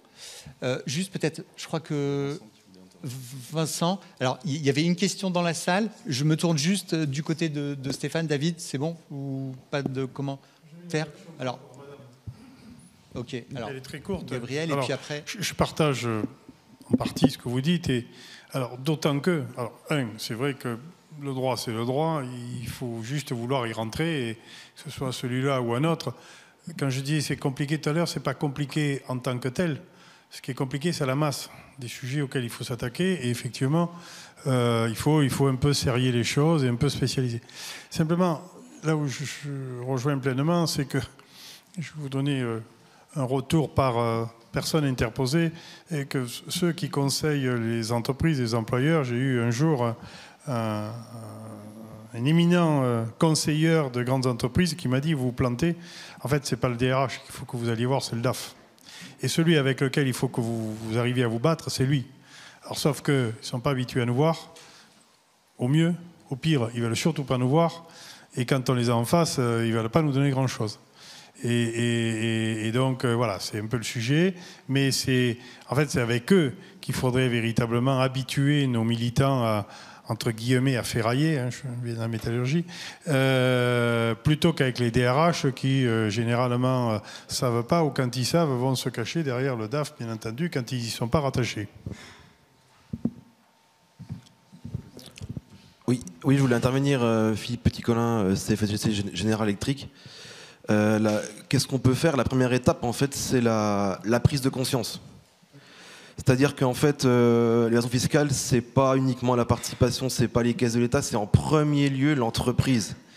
Donc, exemple très, très simple, dans mon entité, pendant 15 ans, on touchait 2 à 3 mois de participation, on avait 2 milliards de chiffre d'affaires, entre 200 et 300 millions de bénéfices.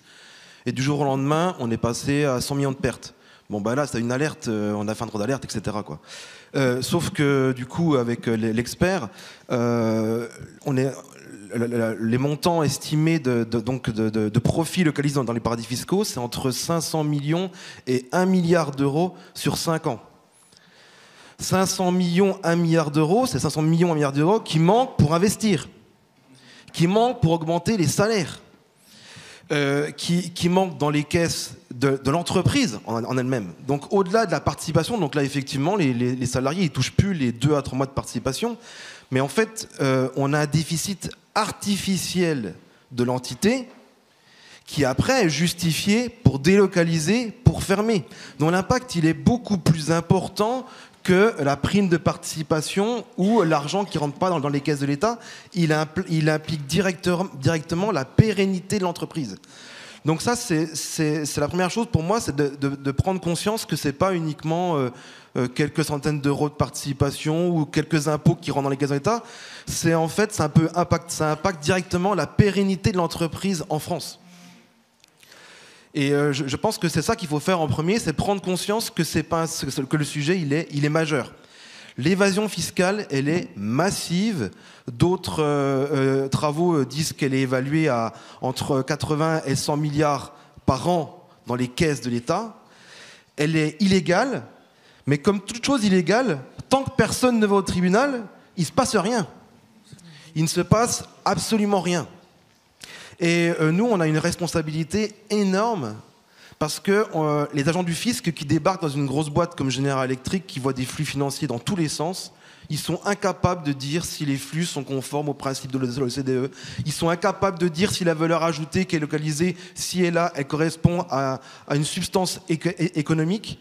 Et donc, il n'y a que nous, salariés, du personnel, avec l'accès à l'information, avec l'accès à l'expertise, qui pouvons démontrer en fait la fraude. Et si nous, on ne le fait pas, personne d'autre ne le fera. Donc je pense que c'est la première étape, c'est celle-ci. Il y a urgence à agir, et les seuls qui pouvons agir, c'est nous.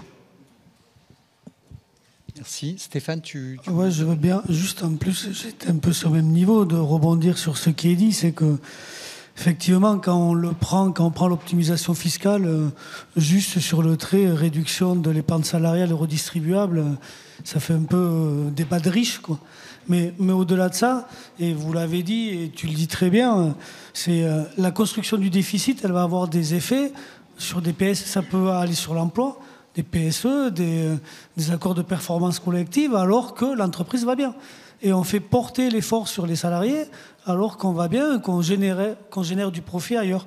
Après, moi j'entends que c'est un boulot de syndicaliste de s'en occuper, Mais le tourneur-fraiseur, il n'est pas forcément super à l'aise avec un résultat. Et je pense qu'il faut, par contre, il faut que nous, en tant que syndicalistes, en tant que responsables syndicaux, on dise à nos équipes, écoutez, il y a des choses à regarder, vous êtes dans une multinationale, attention, il y a plus de risques qu'ailleurs qu'il y ait des transferts qui ne soient pas super géniaux. Les histoires de la maison mère achète à pas cher, elle revend très cher ailleurs pour faire des profits ailleurs, ça arrive partout, ça coule des boîtes. Et je pense que, ok, on a des équipes qui sont capables d'y mettre le nez, qui aiment ça. Quand on a un copain dans l'entreprise qui met le nez, ben on est tous contents de l'avoir. Mais quand on l'a pas, il faut surtout qu'on dise à nos équipes, écoutez, il y a des gens qui peuvent faire pour vous. Et on dit, il y a des experts. Il y a des experts, il faut ne pas avoir peur de les nommer. Alors certes, on va avoir une pression, sauf si on nomme certains experts proches de la direction, mais experts comptables, parce qu'il y en a aussi, mais il faut qu'on dise à nos équipes de se faire aider par des cabinets d'experts qui travaillent pour les élus.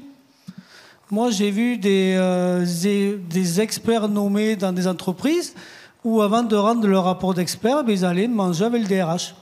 Mais non, il faut qu'on ait des experts qui mangent avec les mecs qui les ont mandatés et qui leur expliquent, voilà ce qui est important que vous puissiez porter, et il faut qu'on puisse se faire aider par... soit on est très bon, mais pas toujours. On a des équipes, nous on a une équipe qui a mis le nez dedans et qui a réussi à faire que l'argent ne parte pas et que ça reste en France pour pouvoir aller sur de l'intéressement, de participation. Mais on n'est pas toujours outillé, et là il faut qu'on puisse donner les bases. Nous, on essaye de donner les bases, au moins à nos équipes. Et après, il faut aussi qu'on puisse faire changer la loi pour que l'optimisation, elle ne soit plus de l'optimisation, ça soit de la fraude et ça soit condamnable. Et par contre, j'avais aussi un truc, c'est que quand on a les comptes qui nous sont présentés en instance, si on n'a pas un expert pour nous aider, il n'y a pas l'expert comptable de l'entreprise qui vient présenter les comptes. C'est effectivement le DRH, des fois c'est le DAF qui vient les présenter, mais voilà, et si on n'est pas assez curieux, je pense qu'il faut vraiment qu'on puisse se faire aider, mais pas que sur le plus ou le moins. C'est de dire, ok, on a des suspicions, orientons nos experts pour qu'ils nous aident, qu'ils nous fassent sortir ou pas ce qui est de l'optimisation ou pas, de la fraude ou pas. La fraude, c'est plus grave que l'optimisation. L'optimisation, c'est immoral, mais c'est légal. Et c'est ça qui est aussi compliqué à aller chercher. Le prix de transfert, malheureusement, c'est légal. Mais souvent légal quand même. Et c'est là que c'est quand même compliqué. Par contre, il faut qu'on puisse leur mettre le doigt dedans, de dire... mais ce qui est légal, ce qui n'est pas légal, ce qui est de la fraude, piquer le CIR pour des brevets qui ne sont pas en France, c'est illégal. Et ça, il faut qu'on arrive à le capter et à le dénoncer. Plus la situation économique et financière, c'est financé à 100% par l'entreprise. C'est gratos, hein. Faut pas hésiter une seconde, quoi. Mais il y a quelques indicateurs. Si vous voyez des flux financiers avec l'Irlande, les Pays-Bas, la Suisse, etc., là, c'est là qu'il faut fouiller. Si vous avez un taux de marge en France qui est 10 fois inférieur à celui du groupe, là, il faut aller fouiller. Si vous avez une situation financière qui change radicalement du jour au lendemain, il faut aller fouiller. Ces indicateurs-là, en fait, ces alertes-là qu'il faut avoir. Et encore une fois, la situation économique et financière, elle est financée à 100% par la direction. Il ne faut pas hésiter à avoir une orientation. Et il y a plein de mécanismes. On va en travailler une année, et puis l'année d'après, on va travailler sur un autre. Et petit à petit, en fait, on va pouvoir avancer parce que les mécanismes, ils sont multiples et variés. Non, je voulais justement rebondir sur ce point-là. Je pense qu'il y a une réalité de l'activité et il y a une réalité comptable qui est organisée après. Et je pense que pour quelqu'un qui arrive de l'extérieur, alors vous citiez les agents du fisc, mais ou un expert d'un cabinet, c'est difficile de percevoir la réalité de l'organisation de l'entreprise qui est derrière les chiffres. Et je pense qu'il y a un rôle justement d'information sur la réalité de l'organisation de l'entreprise.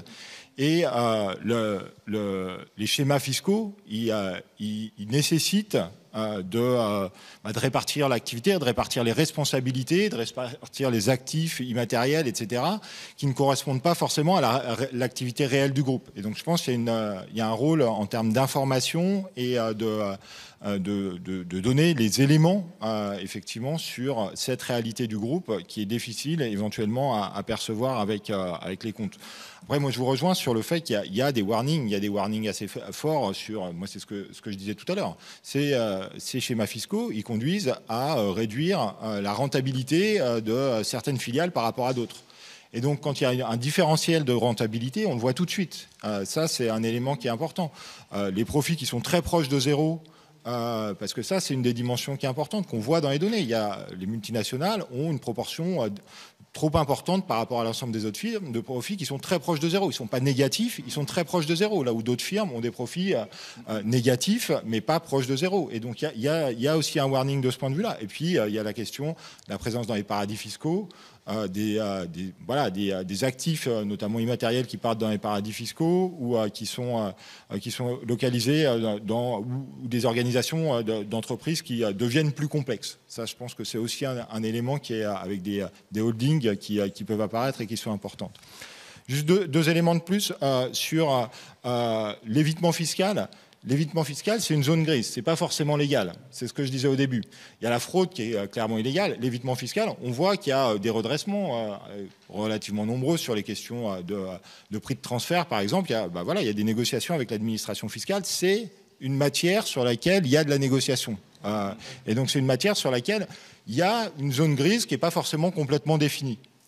Et donc, qui est difficile à caractériser. Et donc, faut se rappeler quand même qu'on est dans une zone grise et qu'on n'a pas quelque chose de légal d'un côté et de la fraude de l'autre. Non, on est sur une zone grise qui peut être questionnée par rapport à l'activité réelle des entreprises. Et c'est une difficulté. Et juste un petit dernier point pour répondre justement à la question sur l'Europe.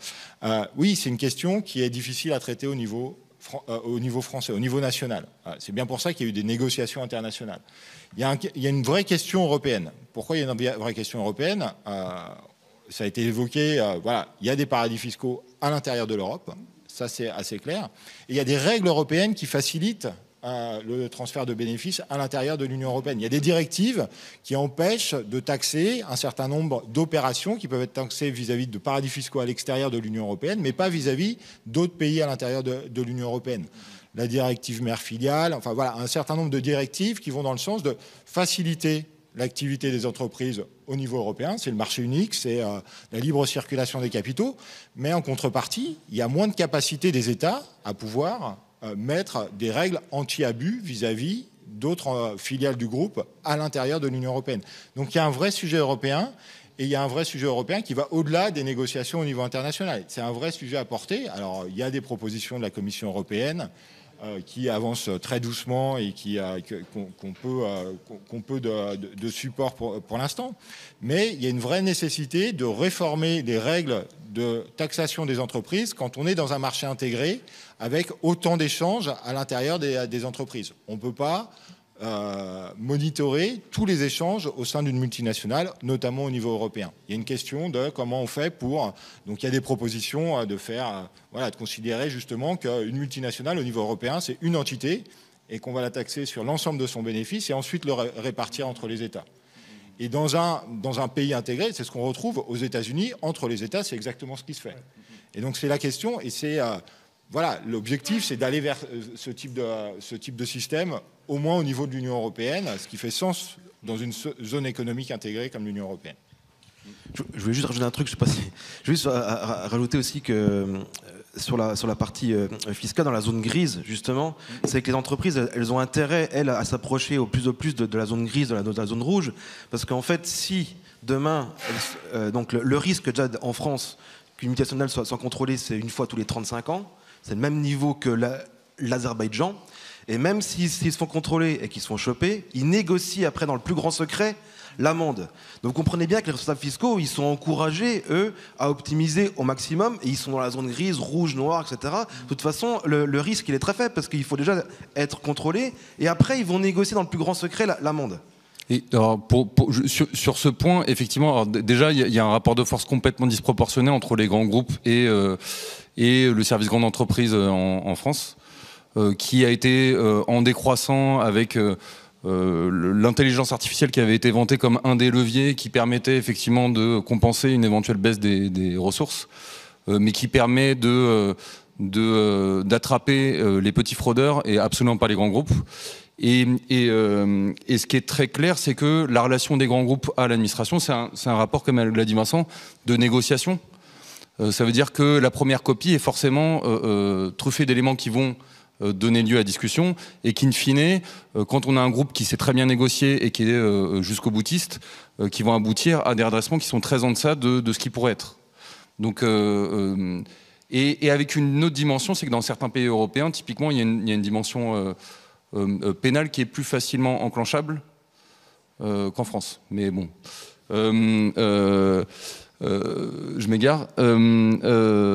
Un autre point, c'était la directive Philips, parce que c'est un point intéressant. Comment ?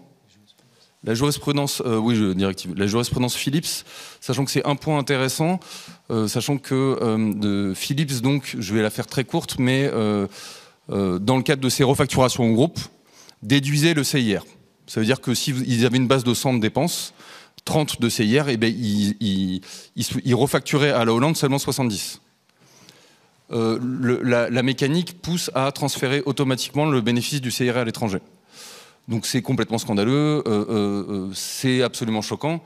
Simplement, ça a perdu en justice devant le Conseil d'État, parce que le Conseil d'État a dit à l'administration « Ah ouais, mais vous ne m'avez pas fait la démonstration qu'un acteur autonome n'aurait pas fait exactement la même chose et ne serait pas empressé de toucher la subvention pour la rendre à son client. » Et donc c'est sur une question de méthode, mais la problématique c'est que dans ce genre de cas, on reprend 10 ans de procédure avant que potentiellement ça retourne au Conseil d'État avec la bonne procédure côté administration fiscale, et que dans le délai, à partir de 2018, on a vu un grand nombre d'entreprises qui sont mis à déduire le CIR de leur facturation de R&D. Et le résultat, c'est qu'on a massivement du CIR qui est injecté dans d'autres pays. C'est-à-dire qui ne bénéficie plus à l'entité locale. Et c'est un bon exemple, cet élément-là, à la fois du caractère hyper procédural, c'est-à-dire que l'administration est plus que contestée par le Conseil d'État sur des questions vraiment de constitution de dossier, parfois de façon excessive. Le deuxième élément, c'est que les entreprises, elles réagissent quand même très, très, très, très vite, et que de façon immédiate, on a vu plein de pratiques de grands groupes changer. On va peut-être passer... Ah non, il y avait une question ? Sinon, on passe à la partie d'après. Juste court sur le calcul des prix de transfert. Il y a plusieurs méthodes recommandées par le CDE. C'est prix de revient plus une marge, mais évidemment, cette marge-là peut se faire écraser. J'ai vu qu'il y avait aussi ça peut être transactionnel, c'est-à-dire on convient entre telle filiale à Maison Mère 2. Il peut y avoir un partage du résultat. Bon, on est dans la zone grise, là, elle n'est pas forcément rouge. Là, on est dans l'optimisation, mais pas très loin de l'évitement. Qu'est-ce qui peut nous alerter sur telle ou telle méthode, ou est-ce qu'elles se valent toutes? Parce que pas très facile non plus, même si quand on y plonge, on va finir par comprendre, mais voilà, est-ce qu'il y a des éléments particuliers qui nous amènent à dire attention, le warning là aussi? La problématique, c'est qu'il y a pléthore de modèles qui permettent l'optimisation fiscale. Je vais vous donner un exemple. Dans l'exemple qui a été donné au préalable, on a un statut qui a été enlevé à une filiale d'entrepreneur principal. Dans ce modèle-là, c'est l'entrepreneur principal qui prenait l'intégralité, une grosse partie du profit après avoir rémunéré ses sous-traitants. Dans d'autres modèles, on peut avoir un modèle complètement inverse, c'est-à-dire qu'on va dire la France est entrepreneur principal. Par contre, on va loger les brevets là, sur la techno, la marque là, et on va prélever 5% là, 5% là, 10% de la marge opérationnelle. Ça veut dire que les signaux, il peut y en avoir, mais ils ne sont pas liés au modèle en lui-même, sachant que c'est de l'ingénierie fine. Les signaux, c'est effectivement des localisations dans certains paradis fiscaux européens, parce que, comme disait Vincent, c'est des portes de sortie de l'Europe. Et c'est typiquement quand on a une filiale qui fonctionne sur ordre du groupe, qui est en perte récurrente. Ça, c'est un gros warning. Parce qu'à la fois, elle est lésée sur le plan de la valeur ajoutée, à la fois, il y a un risque sur l'emploi. Les changements de construction des résultats, c'est un warning. Typiquement, un exemple d'un élu qui était venu nous voir avec des documents prévisionnels où il y avait manifestement un changement de modèle et une disparition de la participation sur l'exercice suivant, et c'était juste un changement de règle, de méthode de calcul.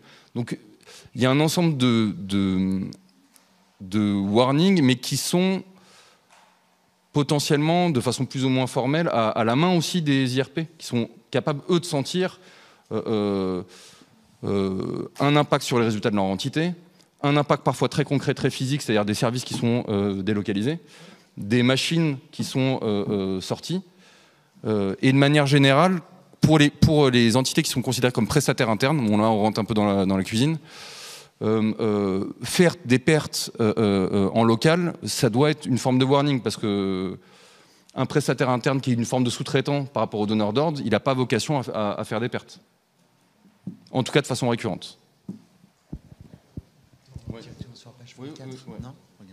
Oui, on va aller. Bah, vas-y. On a déjà un petit peu abordé le sujet. Bon, alors vas-y, un point. Ouais. Désolé, il y a juste un point, parce qu'il y avait une question, mais on a déjà largement abordé le sujet, qui était, en gros, qu'est-ce qu'on en fait? Ça marche pas. Comment on s'en saisit de cette problématique-là? Tout ça, on en a déjà parlé. Il y avait simplement quelques éléments qui ont été cités, y compris par Vincent, sur... alors d'une part, se redire que la question de la stratégie fiscale doit être replacée au cœur de l'infoconsulte sur la situation économique et financière. Se rappeler que les élus sont tout à fait à même de poser des questions sur le sujet et qu'on est exactement dans le cadre de cette infoconsulte. Mais peut-être aller un grade au-delà, en se disant qu'il y a une question sur la systématisation du partage d'informations fiscales au CSE. Et on est dans un domaine qui est normé, où il est possible, par le biais de la BDES, avant même l'intervention de l'expert, j'ai envie de dire, de discuter aussi, d'aller un grade au-delà dans la transmission d'infos aux élus. Et typiquement, on peut citer la documentation légale sur les prix de transfert, sans aller dans les termes type c'est master file, local file, le reporting pays par pays, dont parlait Vincent. Ça, c'est une bonne source. Avait été discuté à un moment donné, le fait de le rendre public dans l'Union européenne. Donc c'est un document qui est transmis à l'heure actuelle aux administrations fiscales du siège et qui donne la répartition des profits, des actifs, des effectifs et un peu au-delà, pays par pays. Donc qui est quand même un agrégat, parce que parfois un groupe peut avoir plein de filiales, mais c'est un plan qui est souvent intéressant quand on obtient l'information, dans la mesure où on se rend compte effectivement que les salariés irlandais ils sont sacrément productifs et que les Français ils sont vraiment dans le bas de l'échantillon et qu'il y a sans doute un problème de productivité en France. Donc ça permet au moins de pointer et confronter la direction à ces réalités-là. Ça les amène vite sur le terrain de mais tout ça, vous savez que c'est des constructions fiscales. Et donc il reste à tirer le fil, c'est pas gagné, mais c'est une première étape. Et d'autre part, être clair aussi sur les leviers juridiques sont durs à mobiliser, c'est long. Ils ne sont pas inexistants et la preuve, il y a des choses qui se font. Effectivement, il va peut-être falloir attendre 10 ans typiquement sur Philips pour avoir l'étape d'après. Sur la question de la levée de l'attestation du CAC dans un dossier de réparation de préjudice pour les salariés, c'est pareil, ça peut prendre du temps. Enfin, pour l'instant, il n'y a pas eu de décision en la matière, ça peut aller plus vite, oui. Mais c'est un sujet dont on peut se saisir, en tout cas, selon moi. Ah oui, et pardon, il y avait un débat. C'est toi qui fais, je crois. Non, mais on l'a déjà largement entamé à travers vos différentes interventions. Mais face à cette question de l'évitement fiscal, toute la question est de savoir comment les différents acteurs peuvent s'organiser, comment ils peuvent être accompagnés. Il y a l'enjeu de l'appui juridique ou des actions judiciaires à mener. Je pense qu'il y a un point qu'on n'a pas mentionné, je l'ai évoqué tout à l'heure, mais qui est celui de l'action, du lobbying en vue de réformes législatives, parce qu'il y a des problèmes qui se posent dans la législation actuelle.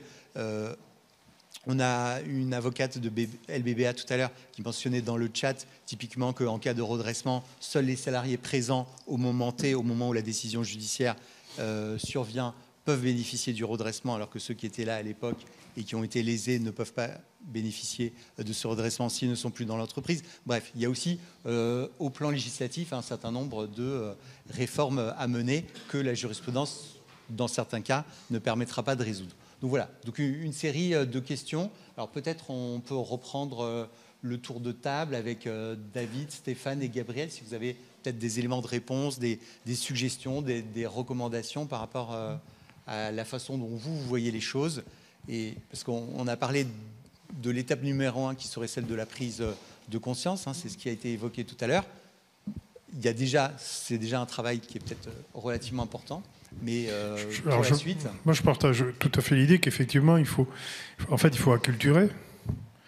Et donc, la première des choses, c'est que nos représentants et les superstructures qui les aident, puisque finalement, une fédération, c'est là en support de ses parties constituantes, voilà, peut amener à ce que nos militants, en tout cas ceux qui ont peut-être plus cette fibre chiffre, si je puis dire, et le réflexe des indicateurs. Et donc, pour le coup, là, on en a cité un certain nombre. Peut-être que ça vaudrait le coup, d'ailleurs, qu'un jour, on les rassemble quelque part et qu'on puisse vulgariser cela en disant, peut-être pas tous les matins qu'il faut que vous surveillez cela, mais attention, quand ce type d'indicateur, ce qu'on a cité précédemment, s'allume, c'est qu'il y a quelque chose à voir. Ça ne veut pas dire qu'il y a forcément... magouille, je vais dire ça comme ça de façon raccourcie, mais il y a forcément tambouille. Voilà. Donc, allez regarder d'un peu plus près quels sont les ingrédients et peut-être monter. Moi, j'avoue qu'on n'a pas de. Alors, si on sollicite notre confédération, on a des gens, notamment dans les banques, qui sont capables de nous aider, mais on n'a pas ça comme. Encore une fois, comme cursus quasi automatique vers lequel on pousse nos gens parce que c'est surtout en termes de droit du travail, c'est surtout sur le plan économique ou industriel que nous sommes sollicités. Alors on fait des parcours. Mais là, il y a sûrement quelque chose à faire, oui, d'un peu plus pointu. Et le fait que l'on en débatte ce soir, là, ça permet de forger un peu plus les consciences au niveau des superstructures et d'y apporter une réponse dans les meilleurs délais auprès des équipes, c'est sûr. Et l'appel à des cabinets, bien entendu. Et je pense que vous ne l'avez pas fait tout à fait par hasard. Donc, moi, ce que je vois aussi, c'est que c'est le rôle aussi des comités européens, quoi. Puisque franchement, ça c'est incontournable. Je pense que dans certains grands groupes, on est en difficulté, notamment sur les comités européens. Et je pense que justement, ces comités européens doivent faire le lien avec les CSE de filiales. Ça, c'est important. Parce que souvent, les CSE, les comités européens, il n'y a pas de lien. Mais quand il se passe quelque chose dans une filiale, dans un CSE, eh ben, il faut en discuter aussi au niveau européen. Parce que tout ce qui se passe là, qu'on a optimisation, évitement et tout, on l'a bien dit, les sièges sociaux aux Pays-Bas, moi le mien au Luxembourg, ça c'est des sujets aussi qu'on doit avoir au niveau des syndicats européens, quoi. Pas se limiter au territoire national, il faut qu'on s'ouvre aussi aux autres syndicats, normalement via aussi Industrial, là, donc je pense qu'il faut aussi avoir un travail là-dessus, hein, c'est important, hein. Il faut avoir des échanges avec les camarades dans Industrial, notamment sur cette optimisation fiscale. Et je pense qu'il y a quelque chose aussi, c'est essentiel. On parle de former, de sensibiliser les militants, mais pas que. Je pense que le rôle qu'on a aussi, c'est d'informer, de sensibiliser les salariés de l'entreprise. Parce que ça, je pense que c'est important. C'est derrière que les salariés aient aussi une prise de conscience de ce qui se passe, notamment sur le coût du capital. Donc ça, c'est important. Parce que nous, on est des convaincus, mais on doit convaincre aussi les salariés dans les entreprises de ce qui se passe et des impacts, notamment du coût du capital de ces multinationales. Peut-être que pour aborder ça, sur moi, ce que j'entends, c'est peut-être aussi bien faire comprendre à tous nos élus, à tous les salariés, que ça va au-delà du seul impact sur les pentes salariales ou sur la redistribution. C'est que ça a de l'impact sur nos caisses de retraite, par exemple. Allez, on va se le dire encore, mais aussi potentiellement sur l'emploi, sur plein d'autres, sur l'investissement, sur plein d'autres choses.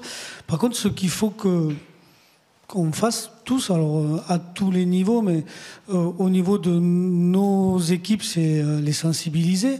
Après, il faut qu'on arrive au niveau législatif peut-être, rendre aussi cette information plus abordable. Tu disais, Mathieu, que normalement, il doit y avoir une publication, mais comment on y accède ? Comment on le rend obligatoire dans la BDSE ? Aujourd'hui, je ne suis pas sûr que ça soit obligatoire d'être dans la BDSE. Et c'est comment... soit nos équipes, elles arrivent à le mettre dedans, ou comment, de par la loi, on le rend indispensable, imposable dans la BDSE, et comment après on va s'en saisir. Et ça reste aussi un sujet fort pour nous, c'est aider nos équipes à s'en saisir, mais déjà en leur faisant prendre conscience que ça va bien au-delà de réduire d'un mois, d'un demi-mois, des fois dans les grands groupes, leurs 2 mois de participation, c'est que ça va bien au-delà de tout ça, et ils vont s'en saisir beaucoup plus. Et donc il faut qu'on soit fort sur le dire, attention, peut-être qu'un jour, c'est pas 1 mois ou 2 mois de salaire que tu paieras, c'est ton emploi. C'est ton emploi parce que l'optimisation sera telle que tu l'auras pas vu venir, que tu seras juste devenu un centre de coût, qu'un centre de coût, on le fera ailleurs et que vous perdrez tout. Et donc c'est là qu'il faut qu'on soit encore plus mordant, je dirais, dans ce qu'on peut leur transmettre. Il y avait 2 questions dans la salle. Oui. Alors, bonsoir, moi je suis Emmanuelle Pirat, journaliste à CFDT Magazine. Alors, pas du tout spécialiste du sujet. Alors, j'essaye de... Dans tout ce que vous avez dit, les exemples que vous avez pu citer, donc Wolters, IBM, Procter & Gamble, en fait, il n'y a pas d'exemple vraiment d'action ni aboutie, ni positive. Il n'y a pas un cas un peu emblématique d'une boîte où l'action syndicale aurait permis... voilà, j'essaye de trouver un exemple un peu... Ah, ça va venir. Oui. Le parti est saisi. Et je parle sous le contrôle et Bercy un peu sensibilisé, quoi. Je peux le dire comme ça. Très sensibilisé. Pour les raisons simples que c'est un dossier qui est éminemment politisé. Et après, peut-être, plusieurs remarques. C'est ce que je répétais tout à l'heure, c'est ce que je disais tout à l'heure. Dans la mesure où c'est un sujet qui est difficile à saisir à la fois pour les élus et qui est considéré comme très touchy par les directions, très souvent, ça transige avant d'arriver à une résolution juridique. Ce qui fait que, de toute façon, ça prend énormément de temps. Donc, depuis la décision négative sur la réparation pour les salariés sur la participation, il n'y a pas eu de décision favorable. Par contre, il y a peut-être des tentatives sur justement le caractère même de l'attestation du commissaire aux comptes. Et donc, il y a des dossiers, il y a un certain nombre de dossiers qui sont ouverts, qui ont tendance à transiger avant d'arriver en justice. En tout cas, bon. Et Béatrice Burstein de LBBA, qui est en ligne, elle ajoute, et ça complète ta remarque, Mathieu, elle dit quand l'action syndicale aboutit, la plupart du temps, ça passe sous les radars, dès lors qu'il y a un accord. Donc il y a effectivement cet élément-là qui est à prendre en compte et qui réduit la visibilité des actions qui, elles, ont abouti de manière positive. Il y avait une autre question derrière. Oui, alors c'était moins une question qu'une remarque ou un complément aussi à ce qu'évoquait Mathieu sur la bonne compréhension du modèle, des enjeux, etc. Et pour peut-être aussi te répondre en partie et en recentrant le sujet sur l'entité légale et sur les sociétés, tu évoquais tout à l'heure le côté curatif que parfois vous vous retrouviez à gérer finalement les problématiques découlant notamment sociales, découlant des modèles mis en place, etc. Il faut aussi rappeler qu'en termes d'action syndicale, ce qui est important aussi de bien connaître les modèles dans lesquels est insérée l'entité légale et la société, c'est aussi faire valoir le droit des salariés au prud'homme. Et là, effectivement, on est dans le curatif, mais ça permet aussi de déconstruire les argumentaires des directions qui mettent en œuvre des plans sociaux, sur la base, typiquement, de dire, ben voilà, cette filiale-là, elle perd de l'argent, mais pourquoi? Ben, déjà, ça permet d'avoir cette construction-là, et aussi de faire valoir les droits derrière, notamment au côté prud'homme, et de bien connaître, effectivement, l'organisation, les modèles de prix de transfert dans les sociétés, permet aussi de déconstruire cet argumentaire mis en avant par les directions dans le cadre des PSE. Et ça, c'est quand même un point important, même si, effectivement, hein, on est sur la fin et on est sur ce que tu évoquais tout à l'heure, le côté curatif. Mais je pense que ça, c'est aussi important de rappeler ce point-là qui met en avant aussi le besoin hein, de bien connaître la situation dans laquelle est insérée l'entité légale. Alors, à ceci près qu'au prud'homme, tu es dans une démarche individuelle, hein, par définition. Or, le collectif a quand même un peu plus de poids. Je rejoins, hein, quand on est associé dans des démarches collectives, une intersyndicale, appelons-le par son nom, intervient ou agit ouest par ses structures contre l'employeur. Là, on fait plus facilement de publicité par rapport à madame qui est journaliste. Voilà, ça va se voir plus facilement qu'un salarié qui recourt devant les prud'hommes tout seul. Alors, sauf à coordonner des actions en nombre au prud'homme, ça se fait. Mais enfin, bon, quand on en est là, généralement, les salariés, bon, voilà, ils sont en difficulté. Hein. Pour avoir été du côté, je ne suis pas le seul sûrement, du côté des prud'hommes, c'est aussi comment ça peut se terminer. Hein. Voilà, on peut faire durer, quand on est employeur, la procédure et notamment quand on parle de certaines sommes, systématiquement, c'est les partages au mieux et après, c'est recours, hein, etc. Et ça en fait durer le plus longtemps possible parce que les employeurs savent que les salariés vont décrocher, quoi. Simplement, parce qu'ils vont plus, s'ils ne sont pas accompagnés, ils n'ont plus les moyens, quoi. C'est évident. Hein. Alors, juste peut-être pour compléter... Après, il faut sensibiliser, je suis d'accord. Mais juste peut-être pour compléter et peut-être pour lever un problème de compréhension sur l'aspect prud'homme, c'est-à-dire que je pense qu'il est intéressant dans le cadre des PSE pour les représentants du personnel avec notre aide de déconstruire l'argumentaire économique, ce qui permet ensuite, même si c'est trop tard, mais c'est quand même une consolation, même si elle survient bien des années plus tard, mais ça peut permettre de contester le caractère réel et sérieux du licenciement. Et c'est là où il y a quelque chose d'intéressant qui se joue. Dans le chat, hein, il y a des personnes qui ont l'air aussi un petit peu dubitatives par rapport à ça, mais il y a quand même ça qui se joue hein, à travers la remarque qui a été faite sur il y a aussi la dimension prud'homale à prendre en compte, même si ça intervient après. Peut-être juste... Il est -5, ouais.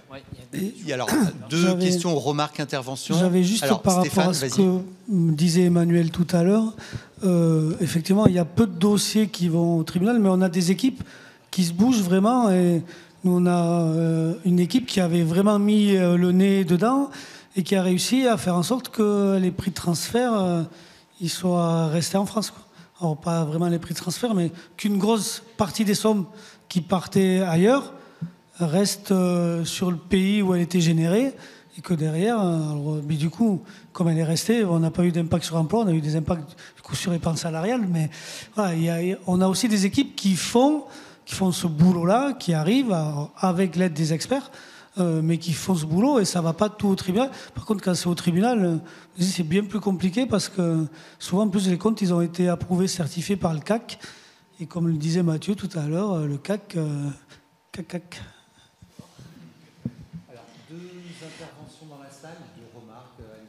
Alors, moi, ce que je voulais dire, c'est deux choses. Enfin, c'est sur la jurisprudence de l'attestation des commissaires aux comptes. Il y a un excellent article du professeur Samuel Jubé qui explique que l'article qu'a utilisé la Cour de cassation et qu'elle a répété et qui interdit de remettre en cause l'attestation des commissaires aux comptes ne s'applique, si on lit bien le Code du travail, qu'au litige né du calcul de la participation. Or, toutes nos histoires de financiarisation, c'est pas un problème de calcul de participation.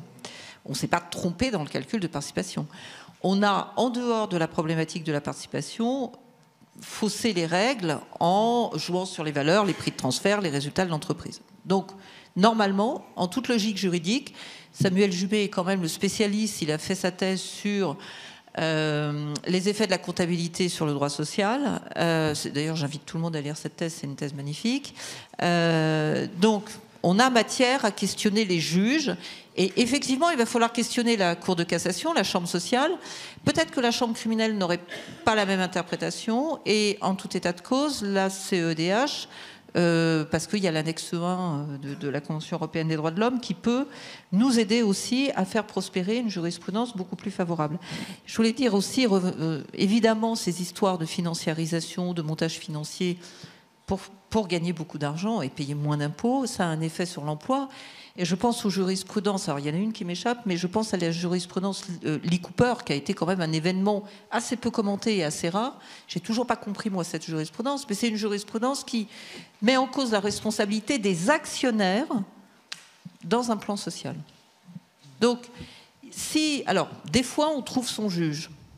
Et des fois, voilà. Alors, moi, je pense qu'il faut aller interroger les politiques, il faut les interpeller systématiquement, il faut interpeller les juges. Pour ça, il faut aller poser des questions aux juges, donc il faut faire des dossiers.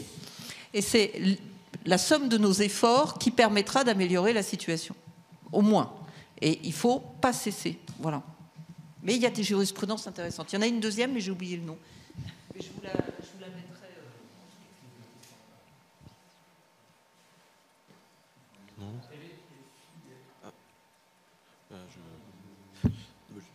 Je voulais juste dédiaboliser la partie complexe.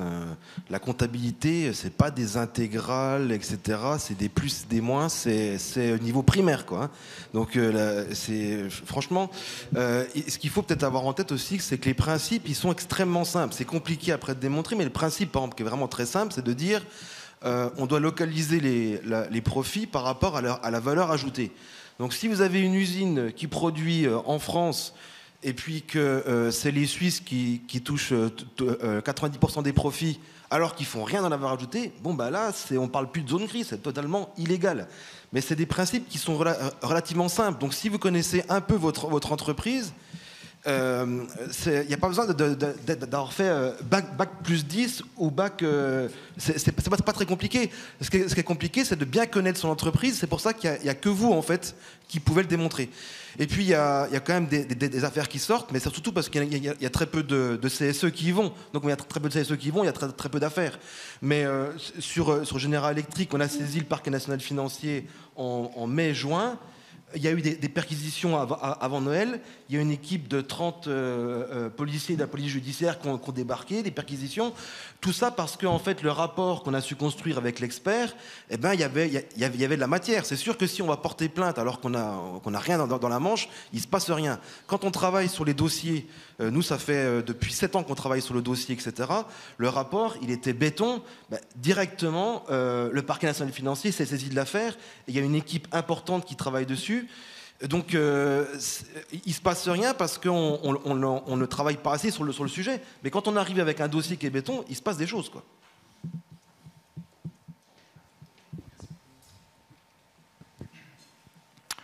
Oui, je pense qu'il faut aussi effectivement revenir, parce qu'on a beaucoup parlé de cas un peu grandiloquents et de PSE, de non-déclenchement de l'intéressement de la participation. Bon, même si c'est pas véritablement, à mon sens, le cœur du problème, l'intéressement à la participation, il faut, à mon sens, être dans une démarche aussi préventive, puisque c'est, à mon sens, le véritable problème des prix de transfert, etc. C'est qu'en fait, il faut être attentif aux signaux faibles. Et c'est ce qui a été montré, c'est qu'un des véritables problèmes, c'est que, en fait, ça vient amoindrir comptablement la valeur ajoutée. Et si jamais on arrive, à travers les prix de transfert, à modifier la création de valeur et à rendre sa dynamique artificiellement moindre, eh bien, du coup, ça devient plus difficile, d'un point de vue de la légitimité économique, pour les organisations syndicales de véritablement négocier les salaires. Et à mon sens, c'est véritablement le cœur véritablement du problème. Parce que si on a une valeur ajoutée qui en fait augmente de 10 et que les salaires augmentent de 2%, eh bien on s'aperçoit qu'en fait, grâce à cette manipulation comptable, on a artificiellement et donc traduit les comptes dans un mauvais sens, et donc du coup ça permet de légitimer économiquement de la modération salariale. Et à mon sens, sans entrer dans le grandiloquent d'un PSE ou alors d'un non-déclenchement de l'intéressement et de la participation, ça permet au patronat de faire épouser le désir-maître par les employés. Et ça, à mon sens, c'est quelque chose d'invisible qui est absolument problématique dans les prix de transfert et qui est invisible et plus compliqué. Après, bon, la valeur ajoutée, elle est compliquée aujourd'hui à déterminer et à rendre visible parce que les normes IFRS, quand même, il faut le dire aussi, sont problématiques et que, effectivement, les experts ont un rôle à jouer là-dessus. Rendre visible la valeur ajoutée qui est invisibilisée par les normes IFRS. Une deuxième remarque sur la construction économique, je pense qu'effectivement on devrait avoir un rôle de lobbying au niveau des instances européennes parce qu'il faut quand même effectivement se rappeler que là on est quand même à travers cette pratique des prix de transfert face à une problématique de la construction européenne. On l'a vu, la majorité la localisation des paradis fiscaux, elle se trouve salement en Europe quand même. Et c'est pas anodin. C'est la construction européenne qui a permis ce système-là, puisque à travers le marché unique, etc., la macroéconomique européenne a comme principe axiomatique que le développement économique s'améliore uniquement par le développement des marchés et que le marché unique permet par la concurrence de se développer plus rapidement. Et là, effectivement, on a libre cours à des pratiques de dumping social, de dumping fiscal qui ont été automatiquement, entre autres, construits via un cadre coercitif de la construction européenne du marché unique. Bon, il est 19h01. Il me semble qu'on est à peu près dans les temps, ce qui est une performance, dirais-je.